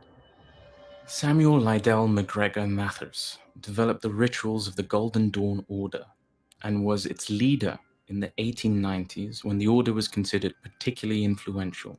Mathers and his wife, Mowena Bergson, who had a talent for drawing, created a special tarot deck. Thus, the Golden Dawn. Anyone with the name Mowena is inevitably going to be involved in witchcraft or the occult. Or so, like, you cannot have like the name Morena and not have them be a witch. Is my position. Yeah, I guess so. Not a very popular name. Hey, Rob, you can keep your opinions to yourself, bro. No one cares. You probably believe that a virgin gave birth to a child, and we don't come into your streams and say, well, that's stupid that you believe that a virgin gave birth to a child. There's nothing factually accurate about a virgin giving. Like, keep it to yourself, bro. Keep it to yourself. If you want to come into a stream and say this is not factual and you can take it right back. They literally just talked about how it came from a card game called Tarochi. Yeah. It's like this is giving factually accurate information, and the Christians are like, this is not accurate. It's like, shut the fuck up. It actually is. There was a question from Pro-Life Anti-War. Yep. About the origins. So they're talking about the origins in this for right now, and they're saying it isn't from ancient Egypt, but that's what one of the mythos around tarot is. But it uses a lot of Egyptian symbology and stuff. I think when it got more into like the into the more esoteric use of it, it started incorporating like ancient woo, you know, so Mayan stuff and Egyptian stuff, and they started layering symbols in. There's Christian symbols in there as well. So a lot of different things are in there. In Jewish symbology, there's tons of different kind of forms of mysticism represented in tarot decks, and it depends on the deck you have. But yeah, it really did come from pre-Renaissance Italy as a card game. And I think I think they look more like our regular deck of playing cards that we have now. It was more similar in style to that, and then it got super imagery, which is like the last video was saying. One of the things that made Rider-Waite so popular is its use of simplistic and layered imagery. Energy is energy, though. It's not. This isn't like this. I mean, like sometimes, like some people give me crap for using the Toth deck because, like, the Toth deck is like it was, done by Aleister Crowley, but also it has Kabbalah in it, and they're like, Karlyn, you talk about the Jews, like you're using Kabbalah thing. Well, yeah, but like energy is energy is energy is energy. Like it's not restricted to anyone. And some people have used it for quote unquote like occult stuff. That doesn't mean the tarot is a cult. No, They're cards. Yeah, so it's like, is it inherently a cult to do a reading? I mean, it depends on if you're concerned about summoning a demon. I seriously doubt you're going to do that with a tarot reading. No. Occult just means hidden, so it's like hidden knowledge, and so you're trying to uncover truth is what you're trying to do, and you can do that. We were talking, I think it was last week, where I was like, how Christians will like say, I need guidance for this day. They'll open their Bible, they'll close their eyes and point to a scripture, and they open their eyes and go, okay, that's my meditation for the day. And it's the same kind of thing, really. It's just a different way of looking for it. Yeah. Tarot was born, introducing the English version of the tarot to the world and informing the basis of Arthur Edward Waite's system. Before delving into Waite himself, it's worth mentioning a number of researchers without whom the history of tarot would be practically impossible to envision. Bohemian Tarot of Papus. First and foremost is Eliphas Levy's follower, Gerard Encausse.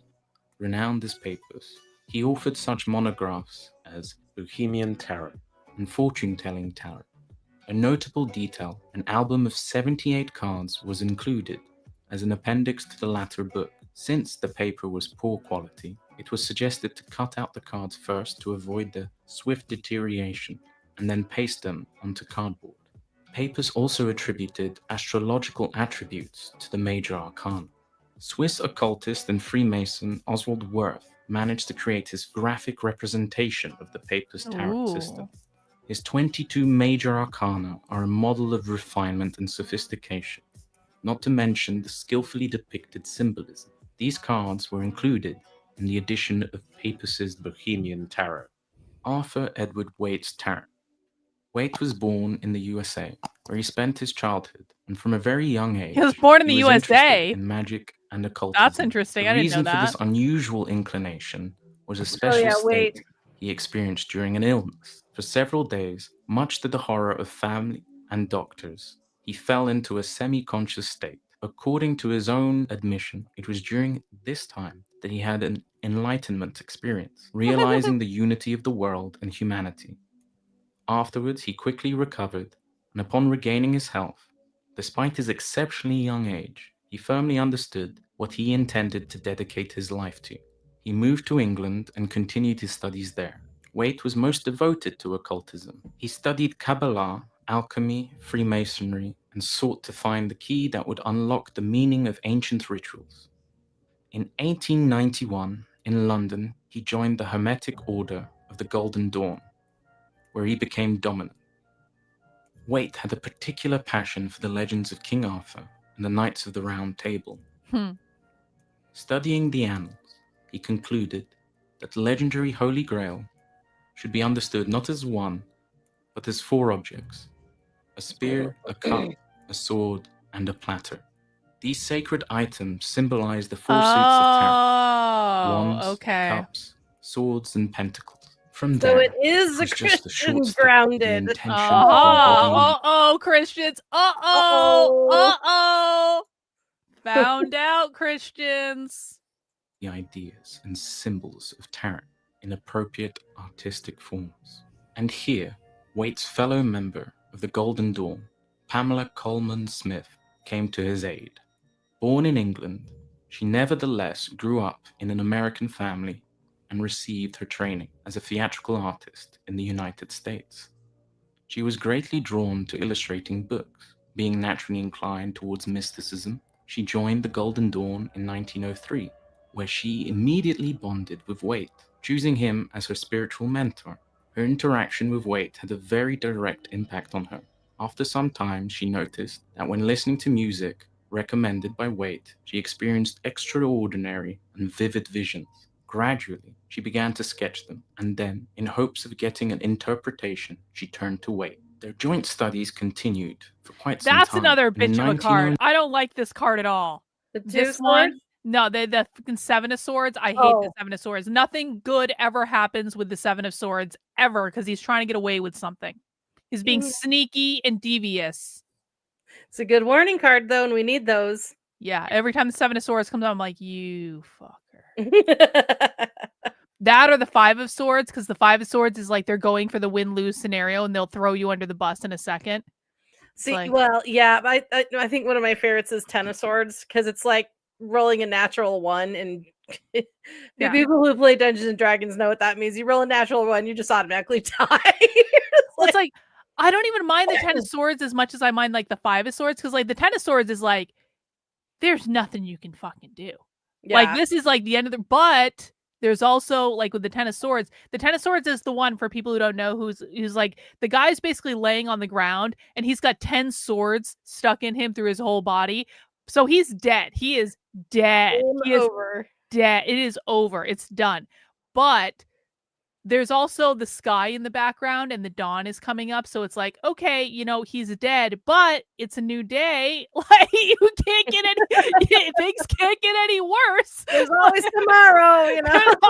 Because also like swords are about your mind, right? It's about your thought process. So it's not Intellect, saying like you're physically going to get stabbed 10 times with a sword. It's saying you've done fucked up your thought process good and you've spun yourself up into a tizzy. But you know what? There's no going lower than this. You've gone as low as you can go, and now the only way to go is up. So at least like you will go up at that point. But the Five of Swords to me is much more devious because the Five of Swords is like, I'm gonna fuck you up to protect myself, even if I don't have to, and even if I'm gonna look back on it later and say, you know what, maybe I didn't behave as well as I could have in that situation, and I completely fucked up something that I didn't have to fuck up because I was going for the win-lose result instead of just being a normal human being. But So well, I'd do it again. Maybe those sometimes. those kinds of people do it repeatedly. It's a path. It's a path for them. I think one of the times that when you're actually happy to see the Ten of Swords is if you are asking, can it get any worse? It's like no, you're as low as you're gonna go. Nowhere to go but up. She turned to Waite. Their joint studies continued for quite some time, and in 1909, an unprecedented deck of cards was created, distinguished from all others by the fact that the cards of the minor arcana were also illustrated. Compared to Papus's work, released the previous year, and equipped with a modest album of cards that could only be used when cut out and glued onto pieces of cardboard, this was indeed a full-fledged deck that instantly gained worldwide popularity, setting a kind of standard for later tarot decks. And a year later, Waite's monograph, The Illustrated Key to the Tarot, was published. This book described all 78 cards of the major and minor arcana, as well as providing predictive meanings in upright and reversed positions. Additionally, the book included an extensive comparative analysis of all preceding tarot systems. Thoth Tarot. Another important figure who influenced the development and popularization of tarot in the 20th century was the mystic Aleister Crowley, who published a unique book in 1944 called the Book of Thoth. He joined the Golden Dawn Order in 1898, and in 1909, in his work 777, he revealed the numerological principles of the tarot, partially drawn from Mathers, who was leading the order at the time. Crowley, together with Frieda Harris, created his exclusive tarot deck, unmatched by any other. Here is how these cards look like. Crowley's life and work are incredible, and he rightly stands as one of the most significant magicians and interpreters of the tarot of the 20th century. Perhaps we will return to him in this series again. Let us know in the comments if you would like us to make a separate video about Aleister Crowley. We should In do a show on conclusion, Crowley I'd like to sometime. mention Yeah, we should do another that for person sure. who influenced the popularization of modern-day tarot, namely the mystic and legendary filmmaker Alejandro Jodorowsky, who, by the way, is Chilean but has Ukrainian roots. His parents were natives of the city of Dnipro. He is the author of several decks and monographs on tarot interpretation. He is an incredibly profound mystic, an occultist who, in his films, explores concepts of reality and spiritual growth 30 years before it became mainstream.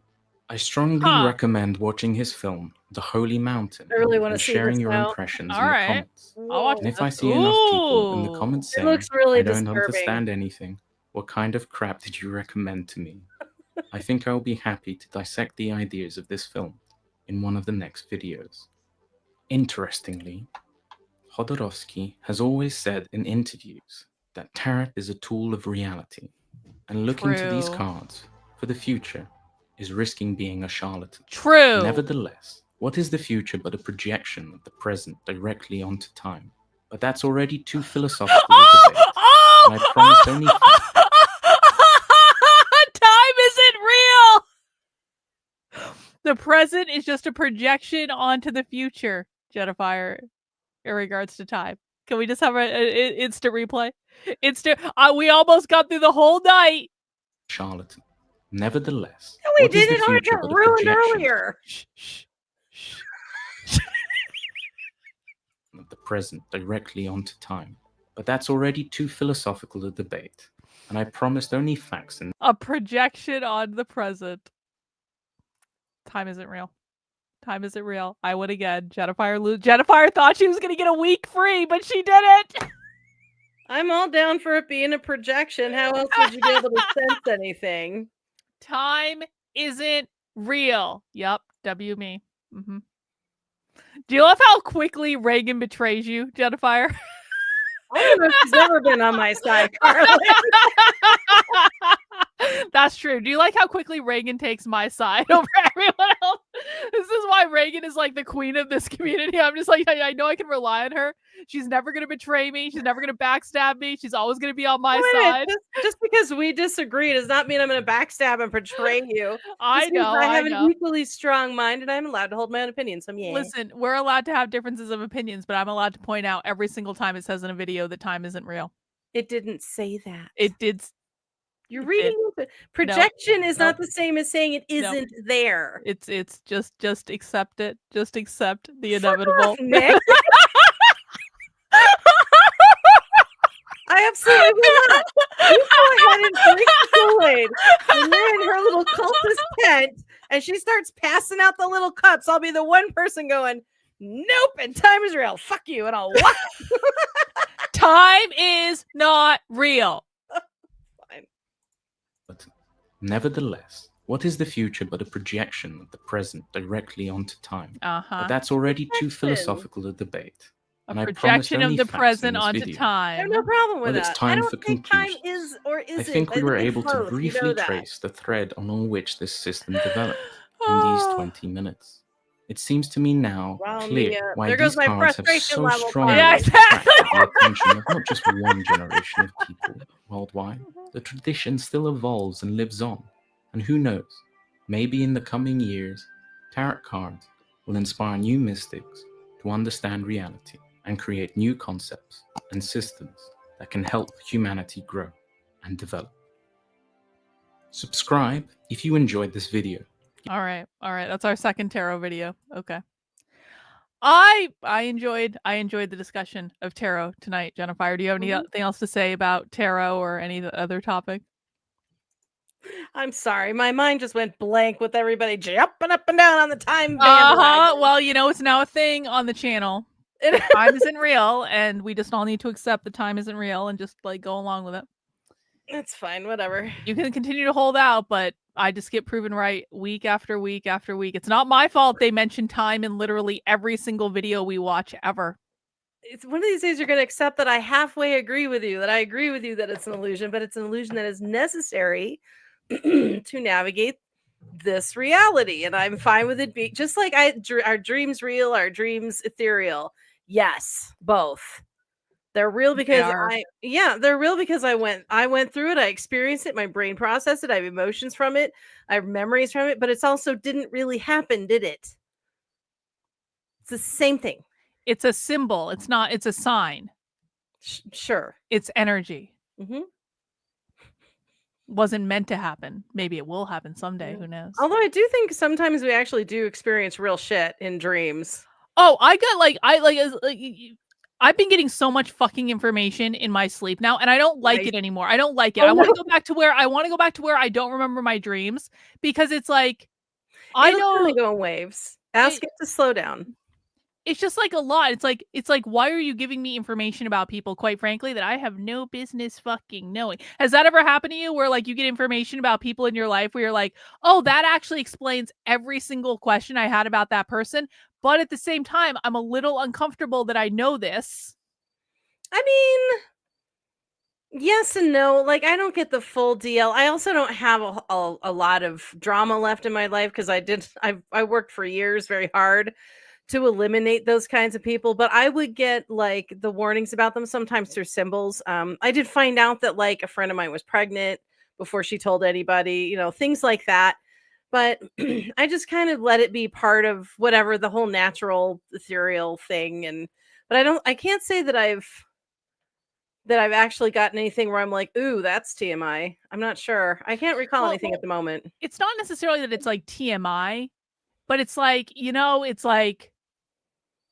I just there's no reason I should know this information, and yet I know this information, and I feel very confident that this information has like at least some legitimacy in reality, but like but I was also given the information for a reason. So I don't know. Yeah. I'm like, so maybe there is a reason that I have been given this information, but I don't know what to do with it exactly, except maybe do the totally irresponsible thing and say to the person I had the dream about, saying, "Hey, I had a dream about you and this is what I was told. Here's the energy. I'm punting it over to you. It's yours to deal with now." Which I have actually done on one occasion when I got a piece of information I really was not happy about it. I just told the person, because I was like, I don't actually even care. And I was like, I'm punting this energy over to you now. Ping. This came from you and I'm sending it home now. I am sending Yeah. it back. I didn't ask for this dream. I don't know why I'm having it. It's cool because you're poking my fucking energy all the time. Ping. Yeah. Punt. Totally. Punt. Whatever. Go with love and grace and whatever. I don't even know. Anyway. What else do we have coming up, Jennifer? What's going on this week? Well, we have our final week in Sci-Fi May for movie night on Sunday. So we are celebrating our friend Sam's birthday, friend of the community who requested Guardians of the Galaxy. So we'll be doing that on Sunday. And then for Monday, MacBee's Monster May is ending somewhere. Godzilla versus Hetero. I think that's how you say it. Hedera, not hetero. Yeah. Hedera. MacBee has picked a glorious month of movies that I can't pronounce the name of. It's all Japanese. And then we're going to get ready for Jolly June. Jolly June. Mm-hmm. Are we doing Pride Month June or something? Yep. That's why we're saying jolly. I was like, are we having Santa in July? June? I was like, what the fuck? Jolly June. We're gonna celebrate Pride Month, and I even have a request from Mama Fire for her birthday because it's in June. So we'll be watching a Mama Fire request. Well, that'll be fun. Yeah, it's a really good one too. I have to get my Alice in Queerland book published in June for Pride Month. I think that's gonna be the main goal. I enjoyed writing that story. I think that story is great. I just haven't had a chance to sit down and actually read it again and maybe edit it. I don't know.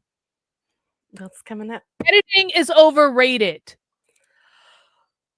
Editing is overrated. I already put it up on the Red Collective when I wrote it. Editing is over. I don't need to edit. It's perfect. I don't need any fucking else to read it. It burns us. Can we go back to Time Isn't Real? Copy editors are basically superfluous. Well, that's why I like using somebody who my editor does all three. She does developmental, copy, and line. And Mhm. it really she goes through everything very thoroughly and helps me. It makes suggestions and stuff, and picks up on things like, hey, why don't you try and develop this little thought a little bit more? And I thought, ooh, that's a great idea. Let's do it. Or I might go, nah, I don't wanna. Mhm. But and editing is, especially line editing, Karlyn, for the love. But I know you kind of go through AI with that, so I'm just gonna. Well, I mean, I do, and I do a close read, and I do an edit, but sometimes I just don't want people editing my work, Jennifer, because my work is genius, and even if I do need to fix the punctuation on something, the core of what I'm doing is obviously brilliant, and so I don't need anyone else futzing around with it. Well, they're Although, not. to my credit, I did take feedback on my Communist Manifesto You did story good. that you. I took feedback. I didn't Yeah. want it, but I took it. It's always get other eyes on your work. Always, always, always. It's so helpful because you never know what questions people are asking or what things might be missing or what should be elaborated on. And it's good to have that. It's like, giving someone a taste of like what you're cooking on the stove and you go, how's the salt content? They go, ooh, that's good. A little more garlic, that's, to me, that's kind of how I look at it, but it's just part of the process. But in terms of like making it as error free as possible, I think that's the most important part of it all. But yeah, I can't not with, you gotta have some kind of editing. Oh my god. See, I'm embracing a very punk style of publishing right now, where I'm like, I'm just gonna publish as much shit as I want to, and Mhm. it's gonna be in whatever format I want to publish it in. And if you guys want to read it, that's cool. And if you don't want to read it, that's fine too. It's all good. It's fine. Well, I'll tell you, I told you I'm doing that judging the short story as well as flash fiction contest, and every single one of these people, I'm like, ooh, editor would have really helped with that a lot, because yeah. But it feels like All there was right. something else, and now I can't remember what it was. I hate when that happens.